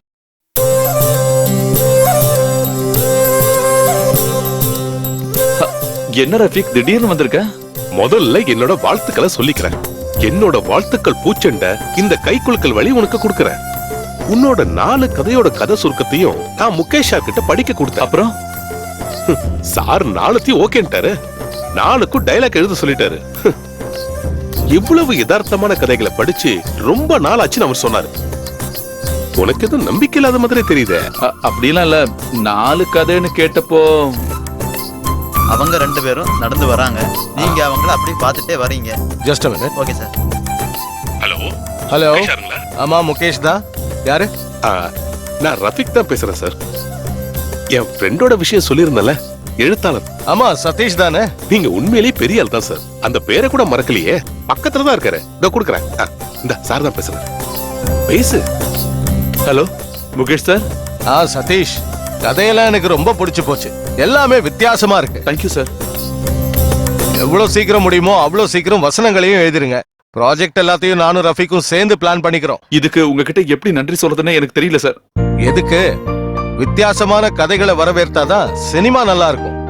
இந்த காலத்துல வித்தியாசமான கதை இருந்தாதான் ஜனங்க படம் பாக்குறாங்க. எனக்கு நேரா வந்து உங்களை பார்த்தா நல்லா இருக்கும்னு தோணுது. ஒரு அப்பாயின்மெண்ட் கொடுத்தீங்கன்னா? அதுக்கு என்ன, எப்ப வேணாலும் வாங்க. போனை கொஞ்சம் ரஃபீக் கிட்ட கொடுங்க. கொடுக்குறேன் சார். சொல்லுங்க சார். நீ சதீஷை கூட்டிட்டு ஒரு நாள் இங்க வா, விளாவரியா பேசிடுவோம். ஓகே சார், நான் நேர்ல வந்து பாக்குறேன். Okay okay. ட்ரீட் வைக்கணும். என்ன வேணும்? இந்த சூரிய இருக்கானே, அது சினிமால பாக்குற மாதிரி கருப்பெல்லாம் கிடையாது. என்ன மாதிரி வெள்ளையா தான் இருப்பான். வெள்ளையா இருக்கிறோம், அப்புறம் எப்படியா கருப்பா தெரியுமா? வெள்ளையா தெரிஞ்சா ஹீரோ உங்களுக்கு பிரச்சனையாச்சே.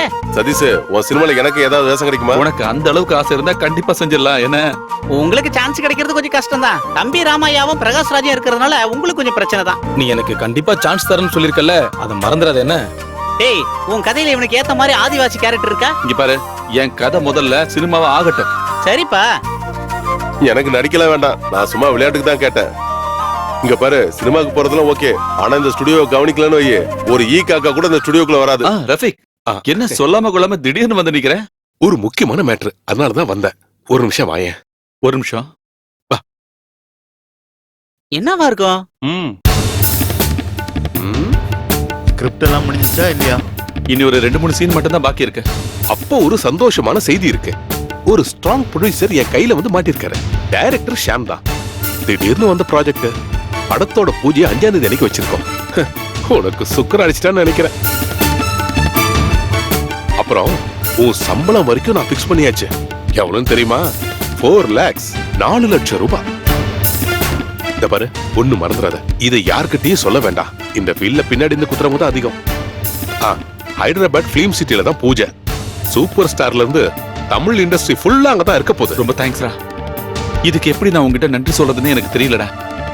நமக்குள்ள இந்த மாதிரி தேவையில்லாத வார்த்தைகளை சொல்ல வேண்டிய அவசியமே இல்ல. ஆனா ஒரு சின்ன பிரச்சனை இருக்கு. என்னடா? நம்ம ப்ரொடியூசருக்கு திடீர்னு டெல்லி வரைக்கும் போக வேண்டிய அவசரம். ஏதோ மினிஸ்டர் பாக்குறதுக்கு தான். 7ஆம் தேதி தான் திரும்பி வருவாரு. ஒரு 3-4 லட்சம் ரூபாய் என் கையில கொடுத்துட்டு போனாரு. அவரு இங்கதான் இருக்க போறாருன்னு நினைச்சு ஒரு 2-3 பேருக்கு அட்வான்ஸ் கொடுத்துட்டேன். இப்ப என்னடானா ஒரு சின்ன அமௌண்ட்டுக்கு ஷார்டேஜ் ஆயிடுச்சு. நான் இந்த விஷயத்த அவர்கிட்ட சொல்லும் போது எப்படியாவது அட்ஜஸ்ட் பண்ணிக்கோன்னு சொல்லிட்டாரு ப்ரொடியூசர். நான் எங்க இருந்து நான் கொடுக்கறது? எவ்வளவு ரூபாய் தேவைப்படும்? ஒரு 4 லட்சம் ரூபாய் அது தேவைப்படும். கார்த்திக்கும் சின்மையும் பாடணும்னா ஸ்பாட்ல பேமெண்ட் கொடுக்கணும். இப்ப என்ன பண்றதுன்னு எனக்கு புரியலடா. 2 நாளைக்கு அட்ஜஸ்ட் பண்ற மாதிரி ஏதாவது வழி இருக்கா? இவ்வளவு பெரிய அமௌண்ட்ட நான் யார்கிட்ட போய் கேக்குறது? அதுவும் கரெக்ட் தான். பூஜையை மாத்தி வைக்கணும்னு சொன்னா அது அபசகனம் ஆயிடும். அதுவும் இல்லாம நீ முதல்ல கதை வசனம் பண்ற படம். பூஜை நடக்காம போயிடுச்சுன்னா நீ ராசி இல்லாதவனு இந்த இண்டஸ்ட்ரி பூரா பரவிடும். நீ கவலைப்படாத, கொஞ்சம் ட்ரை பண்ணி பாரு. நானும் பாக்குறேன். இது நடக்கலன்னா நம்ம தழி எடுத்து சரியில்லைன்னு நினைச்சுக்க வேண்டியதுதான். அப்புறம் கூப்பிடுறேன். ஹலோ, சார் நான் அப்புறம் கூப்பிடுறேன் சார். டெல்லியில இருந்து ப்ரொடியூசர், நம்ம அப்புறம் பார்க்கலாம்.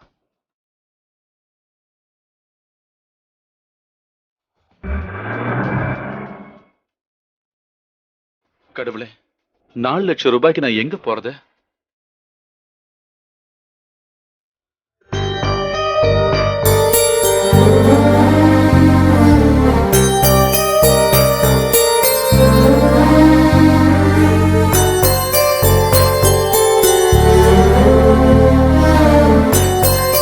என்னங்க என்ன யோசிச்சுட்டு இருக்கீங்க? இல்ல, ஒண்ணும் இல்ல.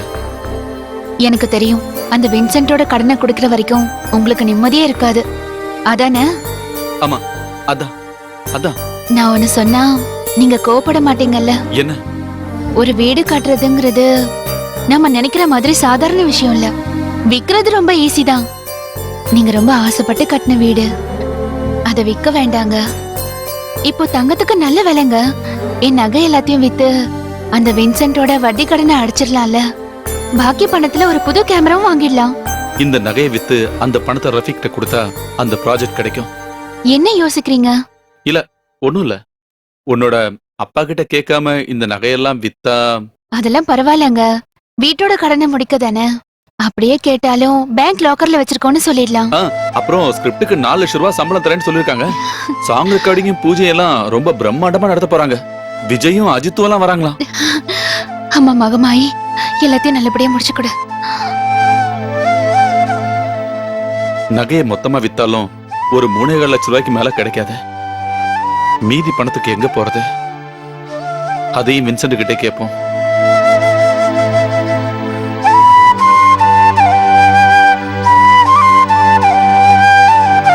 கடவுள் புண்ணியத்துல இந்த ப்ராஜெக்ட் ஜெயிச்சா எனக்கு கண்டிப்பா நிறைய ப்ராஜெக்ட்டுங்க வரும். அப்போ உனக்கு இந்த மாதிரி நிறைய நகைங்க நான் கண்டிப்பா வாங்கி தருவேன். காசு தேவைப்படும் போது இந்த வின்சென்ட் வேணும், பணத்தை திருப்பி கேட்டா ஆளுங்களை கூட்டிட்டு வந்து மிரட்டுறானுங்க. ஆமா, தேவையில்லாம இப்ப அதெல்லாம் எதுக்கு பேசுறீங்க? அவனோட சுபாவம் தான் உங்களுக்கு தெரியும்ல. சரி, உன் வீட்டுக்கு இடத்துக்கும் சேர்த்து எவ்வளவு பணம் வேணும்? குறைஞ்சது ஒரு 10 லட்சமாவது கிடைக்கணுங்க. அதுவும் கரெக்ட். கிடைக்கும். அதிகமா போனா ஒரு 5 லட்சம் கிடைக்கும். 5 லட்சமா? டேய், அந்த பிரச்சனை வந்ததுக்கு அப்புறம் எதுக்கும் எந்த விலையும் இல்லடா. அந்த பிரச்சனையா? அந்த அமெரிக்காக்காரனோட ஒரு பிரச்சனை வந்ததே, என்னடா அது? பொருளாதார நெருக்கடி. அந்த நெருக்கடி தான். அந்த நெருக்கடியால நம்ம நாட்டுக்கு எந்த பாதிப்பும் இல்ல. யார் சொன்னது? புதுசா கல்யாணம் ஆன புருஷன் பொண்டாட்டி வரைக்கும் அந்த பிரச்சனையால பாதிக்கப்பட்டிருக்காங்க. இந்த பிரச்சனை வந்ததுல இருந்து எங்க முதலாளி அம்மா எந்திரிக்கிறதே காலையில 10 மணிக்கு தான். அது தெரியுமா உனக்கு? 10:30 மணி. அது உங்க பொண்டாட்டி எழுந்துக்கிறதுக்கும் இந்த பிசினஸுக்கும் என்னங்க சம்மந்தம் இருக்கு? சரி, அதெல்லாம் விடு. நீ நினைக்கிற மாதிரி அந்த வீட்டுக்கு 10 லட்சம் எல்லாம் கிடைக்காது, 5 லட்சம் தான் கிடைக்கும். அவசரமா கேக்குறதுனால இந்த அளவுக்கு குறைக்காதீங்க. என் நிலைமையை கொஞ்சம் புரிஞ்சுக்குங்க. இதுக்கு மேல எதுவும் பேச வேண்டாம். 6 லட்சம் ரூபானா எனக்கு சம்மதம். நீ என்னடா சொல்ற? நம்ம சதீஷ் தானே முதலாளி, கொடுங்க பாவம். சரி, இது எல்லாத்துலயும் கையெழுத்து நான் கையெழுத்து போட்டு கொடுத்த டாக்குமெண்ட்ஸ் எல்லாம் இங்க தானே இருக்கு முதலாளி.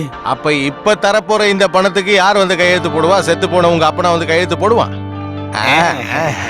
முதல்ல வாங்கின முதலும் வட்டியுமா சேர்த்து 3 லட்சம், மொத்தத்துல 4 லட்சம் ரூபாய். வீட்டுக்கும் இடத்துக்கும் நாம சொன்ன 6 லட்சம் ரூபாயில பாக்கி 2 லட்சம் ரூபாய் என்னைக்கு ரெஜிஸ்ட்ரேஷன் நடக்குதோ அன்னைக்கு உங்ககிட்ட கொடுத்துருவாரு. இந்த காட் பிளஸ்.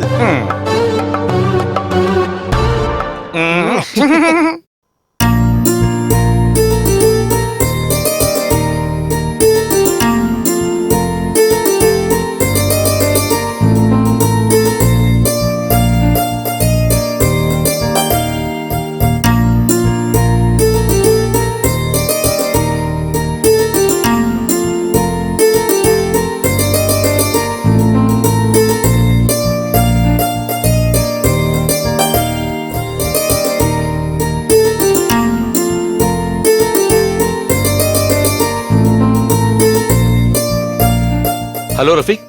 என்னடா, நான் சொன்ன விஷயம் நடக்குமா இல்லையா? ப்ரொடியூசர் கூப்பிட்டு இருந்தாரு, நான் மேனேஜ் பண்ணிக்கிறேன்னு சொல்லிட்டேன். நான் ஒருத்தர்கிட்ட பணத்தை கேட்டிருக்கேன். அவரோட பொண்ணோட கல்யாணத்துக்கு நகை வாங்குறதுக்காக வச்சிருக்க பணமா? 7ஆம் தேதி திரும்ப கொடுத்துறேன்னு நான் சத்தியம் பண்ணிருக்கேன். ப்ரொடியூசர் வந்துட்டாருன்னா பேங்க் வரைக்கும் போனாலே போதும். வேணும்னா அந்த 4 லட்சம் ரூபாய்க்கு ஒரு சின்னதா இன்ட்ரெஸ்ட் வாங்கி கொடுத்துறேன். அவரு நாளைக்கு காலையில பணத்தை கொடுத்துறேன்னு சொல்லிருக்காரு. கிடைச்சது நான் ஃபோன் பண்றேன். எங்க நான் வரணும்னு சொல்றியோ அந்த இடத்துக்கு நான் உடனே வந்துடுறேன். சரி சரி சரி, நாளைக்கு பார்க்கலாம். ஓகே.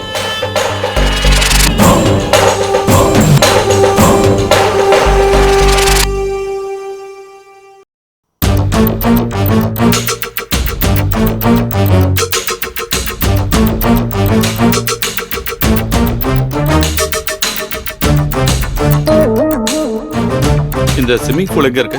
அதோ அங்க இருக்கு சார். தேங்க்ஸ்.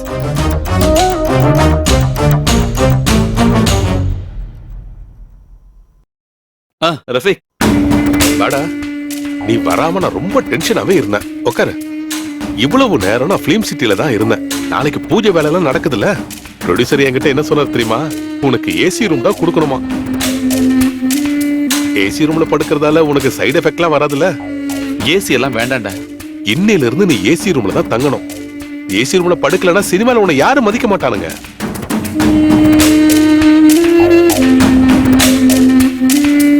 இந்த 4 லட்சம் ரூபாய் இருக்கு, என்ன பாத்துரு. அதெல்லாம் வேணாம்டா. ப்ரொடியூசர் வந்த உடனே இந்த பணத்தை வாங்கி கொடுத்துறா. அத பத்தி நீ பயப்பட வேண்டாம். இந்த பணத்தை நான் வாங்கி கொடுத்துறேன். ரூமுக்கு போய் குளிச்சுட்டு ஃபுட் ஆர்டர் பண்ணி சாப்பிடு. நம்ம ஒண்ணா சாப்பிடலாம். டேய், எனக்காகலாம் காத்துக்கிட்டு இருக்க வேண்டாம். நான் உடனே ஃபிலிம் சிட்டி போய் ஆகணும். நாளைக்கு பாப்போம். என்னோட ஸ்கிரிப்ட நீ கொஞ்சம் படிச்சு பாக்குறியா? நான் படிக்கிறதால எந்த பிரயோஜனமும் கிடையாது. டைரக்டரும் ப்ரொடியூசரும் தான் இதை படிக்கணும்.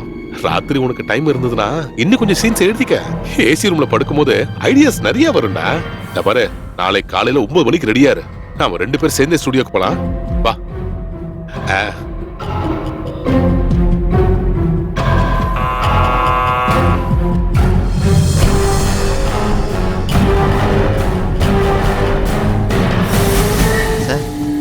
ரஃபீக் எழுந்திருச்சுட்டாரா? அவர் நேத்தே ரூம் வெக்கேட் பண்ணி போயிட்டாரு சார்.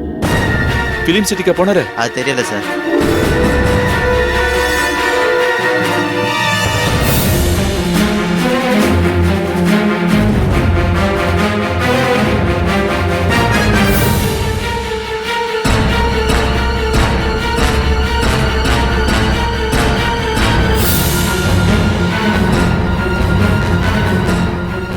விஐபிஸ்ங்கெல்லாம் வரதுனால ரொம்ப பிஸியா இருப்பான். அதனாலதான் போன் ஆஃப் பண்ணிருப்பான். எதுக்கு நம்ம கிளம்புவோம்.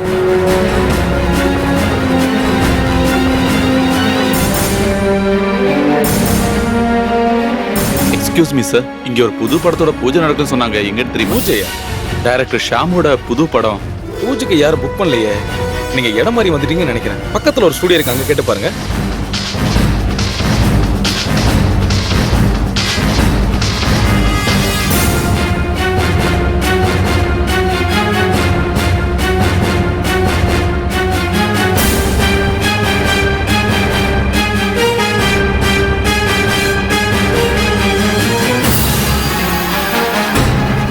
என்னமோ சதி நடந்திருக்கு. அந்த 4 லட்சம் ரூபாய் எடுத்துக்கிட்டு அவன் என்ன ஏமாத்திருப்பானா?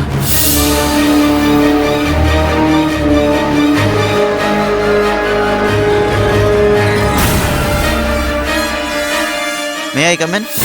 S, come in. Sir, bill 1315 ரூபாய். அப்ப ரஃபீக் இதுக்கு பணம்லாம் தரலையா? நீங்க பே பண்றதா அவர் சொன்னார் சார். அட கடவுளே, என் கையில வெறும் 1200 ரூபாய் மட்டும்தான் இருக்கு. ஊருக்கு திரும்ப போகணும்னா ஒரு 200 ரூபாய் தேவைப்படும். இங்க பாரு, ஒரு 215 ரூபாய் கம்மியா இருக்கு. ஒரு 2 நாளைக்குள்ள நானே இங்க கொண்டு தந்துடுறேன்னு சொல்லு. அது மேனேஜர் ஒத்துப்பாரான்னு தெரியல சார். அப்படின்னா அதுக்கு பதிலா என்னோட மோதிரம் இருக்கு, அதை கொடுத்துறேன், போதுமான்னு கேளு. சரிங்க சார்.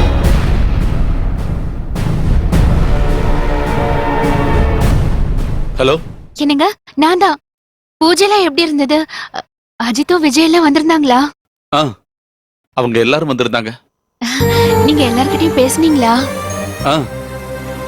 எல்லார்கிட்டயும் பேசினேன். கடவுளே, நானும் வந்திருக்கலாம்ல. நீ வராம இருந்ததுதான் நல்லது. இங்க பயங்கர கூட்டமா இருந்துச்சு. என்னாச்சு? நீங்க ஏதோ சந்தோஷம் இல்லாத மாதிரி, உங்க குரல் ஏதோ மாறின மாதிரி இருக்கு. இல்ல, அப்படிலாம் ஒண்ணும் இல்ல. ஒருவேளை போனோட தான் இருக்கும். அப்படின்னா நான் ஒரு சந்தோஷமான விஷயம் சொல்லட்டுமா? என்ன? நம்ம சந்தேகம் கிளியர் ஆயிடுச்சு. நீங்க அப்பாவாக போறீங்க.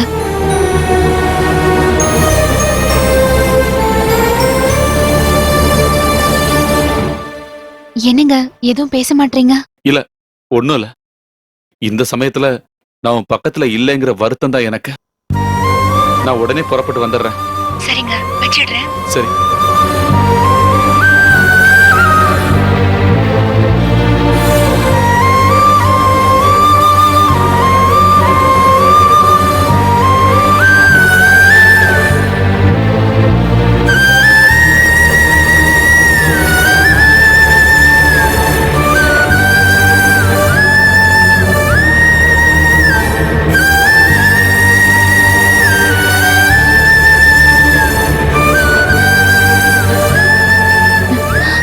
என்னங்க இவ்ளோ லேட்டா வரீங்க?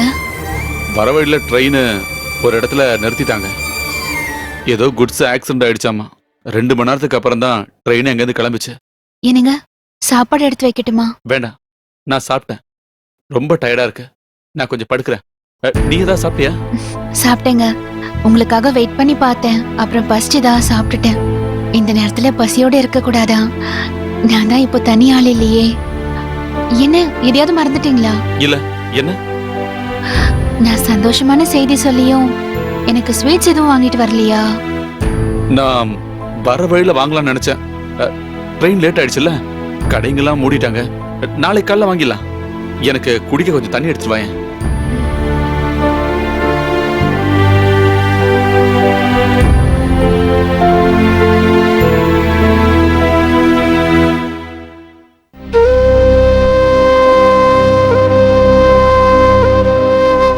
அதுவும் இல்லாம நீ முதல்ல கதை வசனம் பண்ற படம்.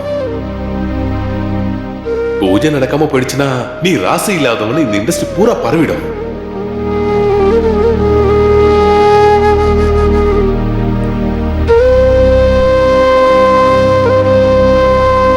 என்னங்க தண்ணி?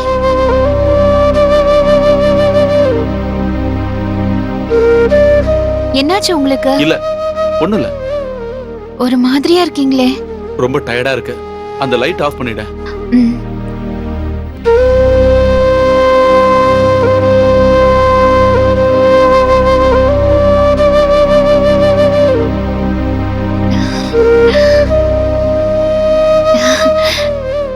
என்னங்க ம். அஜித்தோடையும் விஜயோடையும் நீங்க போட்டோஸ் எல்லாம் எடுத்துக்கிட்டீங்களா? எடுத்துக்கிட்டேன். அந்த போட்டோவை நம்ம வீட்ல ஃப்ரேம் பண்ணி மாட்டி வைக்கணும். வைக்கலாம்.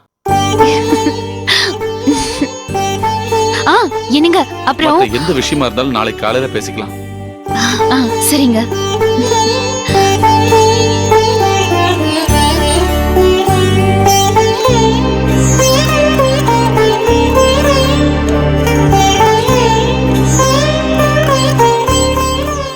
நகையை விக்கிறதுக்கு முன்னாடி என்கிட்ட ஒரு வார்த்தை கேட்டிருக்கலாம்ல. தேவையில்லாத எல்லா வேலையும் பண்ணிட்டு கடைசியா தான் இங்க வருவ. ரஃபிக்கு எனக்கு ரொம்ப வருஷமா பழக்கண்டா. அவன் தானே கேமராமேனே டைரக்டர் எல்லாம் எனக்கு இன்ட்ரோடியூஸ் பண்ணி கொடுத்தான். முதல்ல ஒரு சான்ஸ் கிடைச்சு அது கை நழுவி போயிடக்கூடாதுன்னு நினைச்சேன். அவன் இப்படி ஏமாத்துவான்னு எனக்கு தெரியுமா? பூஜை போட கூட காசு இல்லாத ப்ரொடியூசர் தான் லட்சக்கணக்கில் பணத்தை போட்டு படம் எடுக்க போறாரா? அவனை விடவே கூடாது. போலீஸ்ல கம்ப்ளைண்ட் கொடுத்து பிடிக்கிறோம். அது வேண்டாம். போலீஸ்ல கம்ப்ளைண்ட் பண்ணா அம்மா ஸ்ரீஜா எல்லாருக்குமே தெரிஞ்சிடும். சரி, நீ எதுக்கும் கவலைப்படாத. கோயம்புத்தூர்ல இருக்கிற வீட்டுக்கு போய் நம்ம விசாரிச்சு பார்ப்போம். அவன் எங்க இருக்கான்னு அவங்க வீட்டுல இருக்கிறவங்களுக்கு தெரிய வாய்ப்பு இருக்குல்ல. அம்மா, சதீஷ் வீட்ல இல்ல? இருக்காப்பா. சதீஷே, நீ உட்காருப்பா, நான் டீ எடுத்துட்டு வரேன். இல்ல வேண்டாமா. 2 நாளைக்கு முன்னாடி ஜுவல்லரி ஷாப்புக்கு போய் நகையை வித்தியா? ஏன் பேசாம இருக்க? கேக்குறேன்ல. அது வின்சென்டோட பணத்தை கொடுத்து டாக்குமெண்ட் திரும்ப வாங்குறதுக்காக தான். டாக்குமெண்ட் திரும்ப வாங்கினியா? அதுக்கு மேல அவர்கிட்ட 1 லட்சம் ரூபாய் வாங்கிக்கிட்டு வீட்டை விக்கிறேன்னு கையெழுத்து போட்டு கொடுத்துருக்கேன். அந்த 4.5 லட்சம் ரூபாவை என்ன பண்ண? என் ஃப்ரெண்டோட ஒரு அவசர தேவைக்காக நான் அவன்கிட்ட கொடுத்துட்டேன். டேய், நீ சொல்றதெல்லாம் பொய்ன்னு உன் முகத்தை பார்த்தாலே நல்லா தெரியுது. நீ என்ன செஞ்சாலும் எனக்கு தெரிஞ்சிடும். அதுக்கு காரணம் நீ டெபுட்டி தாசில்தார் சுகுமாரோட தம்பி. இந்த ஊர்ல எது நடந்தாலும் எனக்கு தெரியாம இருக்காது. இந்த விஷயம் எல்லாம் உனக்கும் தெரியுமா? வீட்டோட கடனை முடிச்சு டாக்குமெண்ட் திரும்ப வாங்குறதுக்கு தான் நகையை கொடுத்தேன். அந்த பணத்தை ஃப்ரெண்டுக்கு கொடுத்து அவனுக்கு ஹெல்ப் பண்ணிருக்காரு. பெரிய வள்ளலாச்சே. டேய், கட்டின பொண்டாட்டிக்கிட்டையாவது எப்பவும் உண்மையை சொல்ல கத்துக்க. என் பொண்டாட்டியோட நகையை விற்கவோ அடமானம் வைக்கவோ என்ன வேணாலும் செய்வேன். அதுக்கு யாருக்கிட்டே நான் சம்மதம் கேட்க வேண்டிய அவசியம் இல்லை. டேய், பாத்தீங்கல்ல, அவன் சொல்லிட்டு போறதை கேட்டீங்கல்ல. இவன் இப்பதான் வாழ்க்கைய ஆரம்பிச்சிருக்கான். இவன் இப்படியே போனான்னு வைங்க, கடைசியில தலை சாய்க்கிறதுக்கு ஒரு இடம் கூட இல்லாம ரோட்ல சுத்திக்கிட்டு இருப்பான். அது நடக்க கூடாதுன்னு தான் சொல்றேன். அவனுக்கு விருப்பம் இல்லைன்னா அவனோட எந்த பிரச்சனையிலும் நான் தலையிட மாட்டேன்.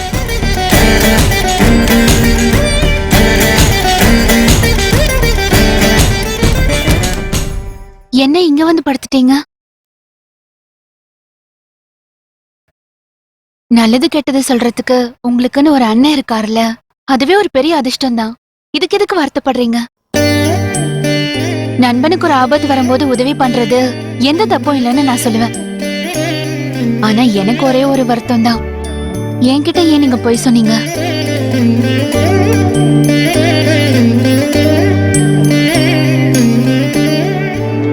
நீங்க எடுக்கிற எந்த முடிவுலயாவது உங்களுக்கு எதிரான ஏதாவது சொல்லியிருக்கேனா? நீங்க சொல்றத கேட்டுக்கதாங்க எனக்கு தெரியும், எதிர்க்க எனக்கு தெரியாது. நீங்க எதுக்கும் கவலைப்பட வேண்டிய அவசியமே இல்ல. ஃப்ரெண்டுக்கு கொடுத்த பணம் திரும்ப கிடைக்கும் போது வின்சென்ட் கிட்ட அந்த பணத்தை கொடுத்து டாக்குமெண்ட்டை திரும்ப வாங்கிடலாம். நான் சொன்னது எல்லாமே போய். உன் நகையை வித்து எனக்கு கிடைச்ச மொத்த பணத்தையும் கொடுத்தது அந்த ரஃபிக்கு தான்.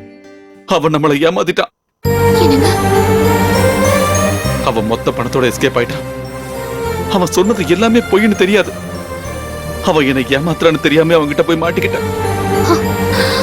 நம்ம வீடு நகை எல்லாமே போச்சு. உன் அப்பா அம்மாவுக்கு இந்த விஷயம் தெரிஞ்சா நான் அவங்க கிட்ட என்ன பதில சொல்லுவேன்?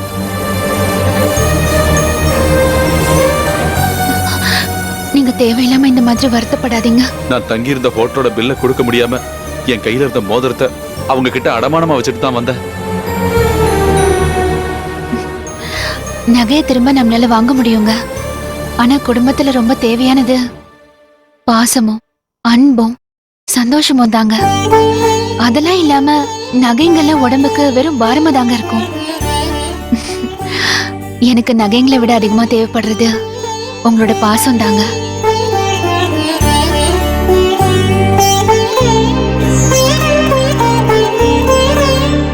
ரெண்டு மாசமா இங்க யாருக்குமே சம்பளம் தரவே இல்ல. கரண்ட் பில்லும் போன மாசம் கட்டவே இல்ல. அவனுங்க எப்போ வந்து கட் பண்ணுவானுங்கன்னு தெரியல. பில்லு கட்டாததுனால நேத்து டெலிபோனை கட் பண்ணிட்டானுங்க. இங்கதான் வேலையே இல்லையடா. நீ வேற எங்கேயாவது வேலைக்கு ட்ரை பண்ணலாம்ல. உன் வீட்டை பத்தியாவது கொஞ்சம் நினைச்சு பாடுறா. இல்லடா, நான் எங்கேயும் போக மாட்டேன். இவ்வளவு நாள் உன் கூடவே இருந்துட்டு இப்ப உனக்கு ஒரு கஷ்டம் வரும்போது உன்னை விட்டு போறதுன்னா இங்க பாடுறா, நீ கண்டிப்பா சினிமால பெரிய ஆள வரும்னு எனக்கு நம்பிக்கை இருக்கு. ஏய், என்ன இது? பிரசவத்துக்காக வீட்டுக்கு போகும்போது யாராவது இந்த மாதிரி அழுவாங்களா? இனி எத்தனை மாசம் கழிச்சு இங்க வருவேன்னு நினைக்கும் போது எனக்கு அழகு வந்துருச்சுங்க. அதுக்கு உன் வீடு ஒன்றும் ரொம்ப தூரத்துல இல்லல்ல. 1 மணி நேரம் டிராவல் பண்ண நேரம் உன் வீட்டுக்கு வந்து நிக்க போறேன். நாங்க போனதுக்கு அப்புறம் தினமும் என்ன பார்க்க வருவீங்கல்ல? அதெல்லாம் நடக்காது. பொண்டாட்டியை விட்டு ஒரு நிமிஷம் கூட பிரிஞ்சிருக்க முடியாத புருஷன்னு உங்க வீட்டுல இருக்கவங்க எல்லாருமே என்ன தப்பா எடுத்துப்பாங்கல்ல. பாசமான புருஷங்க அந்த மாதிரி தான். உன் நகையெல்லாம் எங்க போச்சுன்னு உன் அப்பா அம்மா கேட்டாங்கன்னா என்ன சொல்வ? அதை நினைச்சு நீங்க டென்ஷன் ஆக வேண்டாம். நகையெல்லாம் பேங்க் லாக்கர்ல இருக்குன்னு நான் அவங்க கிட்ட சொல்லிடுறேன். அப்புறம் இன்னொரு விஷயம், நான் இல்லாத நேரத்துல அத்தை கிட்ட சண்டையெல்லாம் போட்டுறாதீங்க. அத்தை பாவங்க. டோன்ட் வரி மேடம், நான் எல்லாம் மேனேஜ் பண்ணிக்கிறேன்.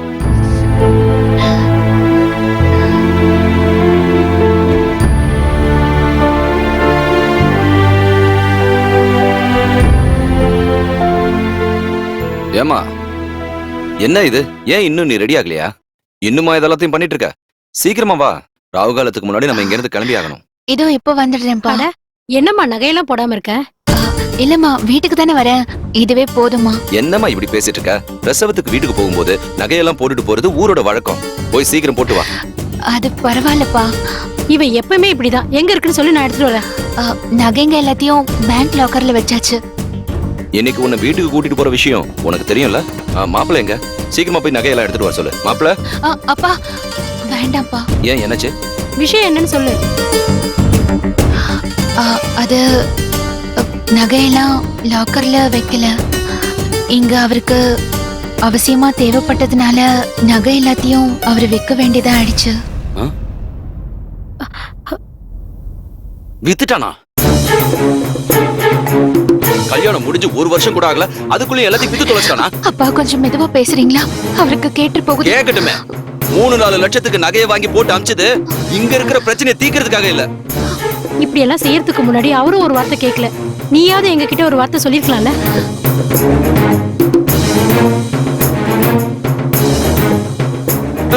கல்யாணத்துக்கு அப்புறம் பொண்டாட்டி வீட்டுல வந்து நிக்கிறது அவனுக்கு பெரிய மான பிரச்சனை. ஆனா பொண்டாட்டியோட நகையை விக்கிறதுல அவனுக்கு எந்த வெக்கமும் இல்ல. எதுக்காக வித்தாங்க எனக்கு தெரிஞ்சாகணும். வேண்டாங்க, அமைதியா இருங்க. தேவையில்லாம பிரச்சனை பெருசாக்காதீங்க. வாங்க நம்ம கிளம்பலாம். ஐயோ அது சரியா வராது.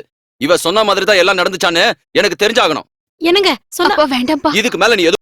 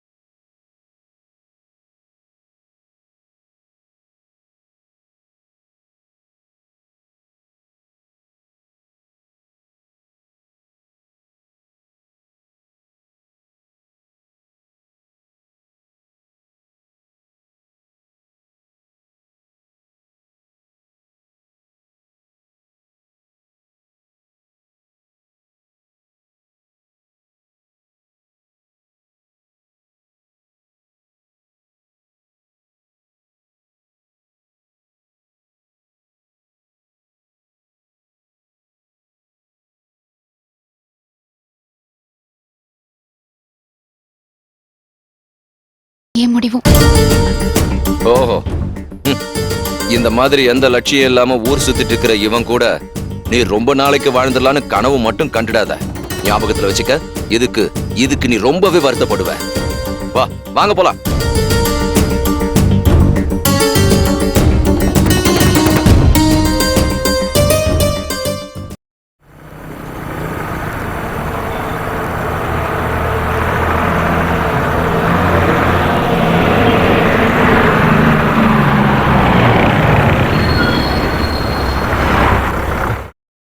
தூங்கிட்டீங்களா?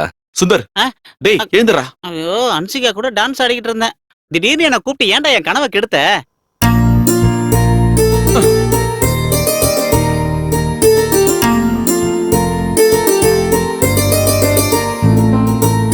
என் கார் வந்துடுச்சு, வாங்க.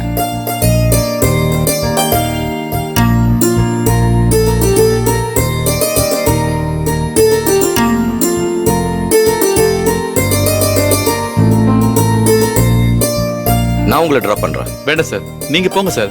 நாங்க 2 பேரும் ஆட்டோல போய்க்கிறோம். உங்களை மீட் பண்ணதுல ரொம்ப சந்தோஷம். உங்க கதை கேட்டதுனால விடிஞ்சதே எனக்கு தெரியல. நேத்துக்கு ராத்திரி உங்களை பார்க்காம இருந்திருந்தா எங்க 2 பேரும் தீவிரவாதின்னு சொல்லி பெங்களூர் சிட்டி ஜெயில கம்பி எண்ணெய் வச்சிருப்பாங்க. நாம திரும்பவும் சந்திக்கிறோம், சந்திச்சே ஆகணும்.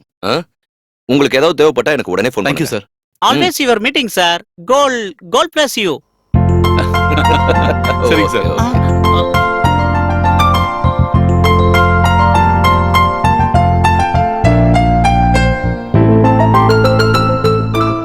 ஏப்பா, நில்லுப்பா.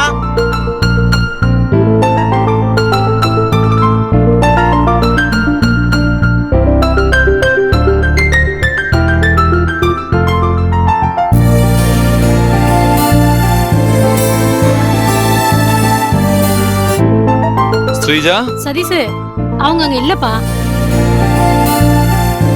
காலையில பெயின் வந்துருச்சுன்னு ஸ்ரீஜாவை ஹாஸ்பிடல் கூட்டு போயிருக்காங்கப்பா. அம்மா ஸ்ரீஜா. சதீஷ், அவளை ஐசியூக்கு மாத்திட்டாங்க. என்ன? நீ வந்த உடனே டாக்டர் வந்து உன்னை பார்க்க சொன்னாரு. யூட்ரஸ்ல பிரச்சனை இருக்கு, நிறைய ப்ளீடிங் ஆயிட்டு இருக்கு. உடனடியா ஒரு ஆபரேஷன் பண்ணி ஆகணும். ஒரு 50,000 rupees கட்டிடுங்க. ஹலோ, ஓரியண்டல் ஸ்டுடியோ தானே? நான் சதீஷ் பேசுறேன். பார்த்தா இல்லையாங்க? 1 வாரம் ஆகுமா? இல்ல, ஒண்ணு. உங்களுக்கு ஏதாவது தேவைப்பட்டா எனக்கு உடனே ஃபோன் பண்ணுங்க.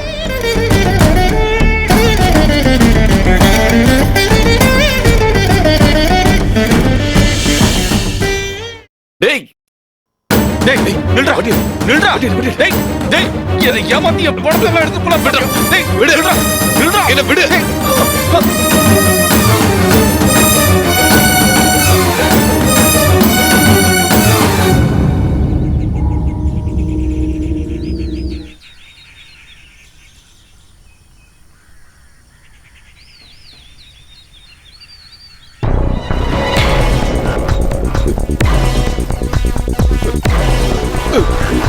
டேய் நில்றா நில்றா நில்லு டேய் சதீஷ் நீங்களா? சார் சார் அந்த ரஃபிக் நான் சொன்னல என் பணத்தெல்லாம் எடுத்து போயிட்டானே ரிலாக்ஸ் ரிலாக்ஸ். ரஃபிக் இருங்க. வெயிட். உங்களுக்கு இப்படி நடந்ததுக்கெல்லாம் காரணம் ரஃபிக் இல்ல, நான் தான். சார் ஆமா சதீஷ், ஒரு கிரிட்டிக்கலான மூமெண்ட்ல என்னை காப்பாத்த தான் உங்ககிட்ட இருந்த அந்த 4 லட்சத்தை ரஃபிக் எனக்கு வாங்கி கொடுத்தான். நம்ப முடியலல்ல? அதுதான் உண்மை.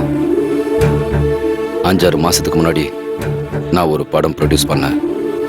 அந்த படத்தை ரிலீஸ் பண்றதுக்காக எனக்கு கொஞ்சம் பணம் தேவைப்பட்டது. அன்னைக்கு என்னை காப்பாத்துறதுக்காக தான் ரஃபிக் இந்த மாதிரி நாடகம் ஆட வேண்டியதா போயிடுச்சு. அந்த படத்தை அன்னைக்கு டேட்ல ரிலீஸ் பண்ண முடியாம போயிருந்தா எனக்கு லட்சக்கணக்கில் நஷ்டமாயிருக்கும். தற்கொலை பண்ணியிருந்திருக்க வேண்டிய என்ன காப்பாத்தி என்ன கூட்டிட்டு வந்தது இந்த ரஃபிக் தான். இதனால ஏகப்பட்ட பிரச்சனைகளை நீங்க சந்திச்சிருப்பீங்கன்னு எங்களுக்கு தெரியும். நேத்து பஸ்ல நீங்க நடந்ததெல்லாம் என்கிட்ட சொல்லும் போது அந்த கதையில வரவில்லை நான் தான் தெரிஞ்சும் உங்ககிட்ட உண்மையை சொல்லாம இருந்தது இதுக்கு ஒரு பரிகாரம் பண்ணணும்னு மனசுல நினைச்சதுனாலதான். ரஃபிக் சார், மனசுல கெட்ட எண்ணம் இல்லாதவன் தான் ரஃபிக். அவனை பத்தி நீங்க தப்பா நினைக்க வேண்டாம்.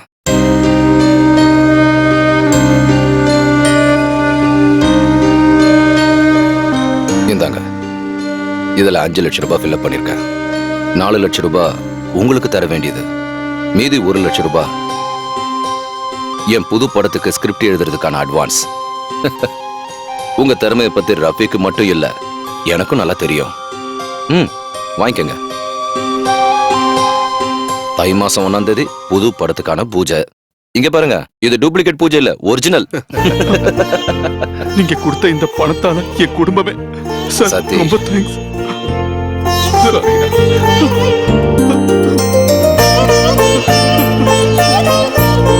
ரூம் நம்பர் 104ல இருக்க பேஷண்டோட ஆபரேஷனுக்கான பணத்தை பேமெண்ட் ஏற்கனவே கட்டிட்டாங்க சார். கட்டிட்டாங்களா?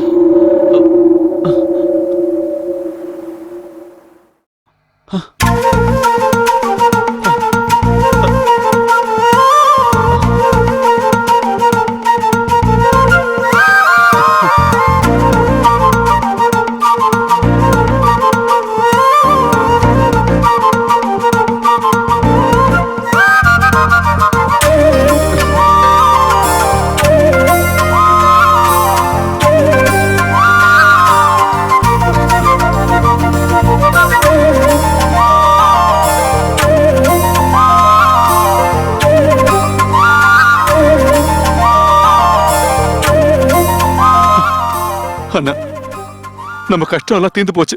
கையை விட்டு போன பணம் எல்லாம் திரும்ப கிடைச்சிடுச்சு. அது மட்டும் இல்லாம முதல்ல பண்ண போற ஸ்கிரிப்டுக்கு அட்வான்ஸா 1 லட்சம் ரூபாய் கொடுத்திருக்காங்க.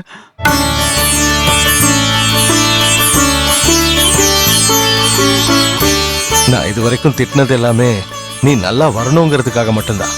என் தம்பி பெரிய ஆளா வருவான்னு எனக்கு முன்னாடியே தெரியும்.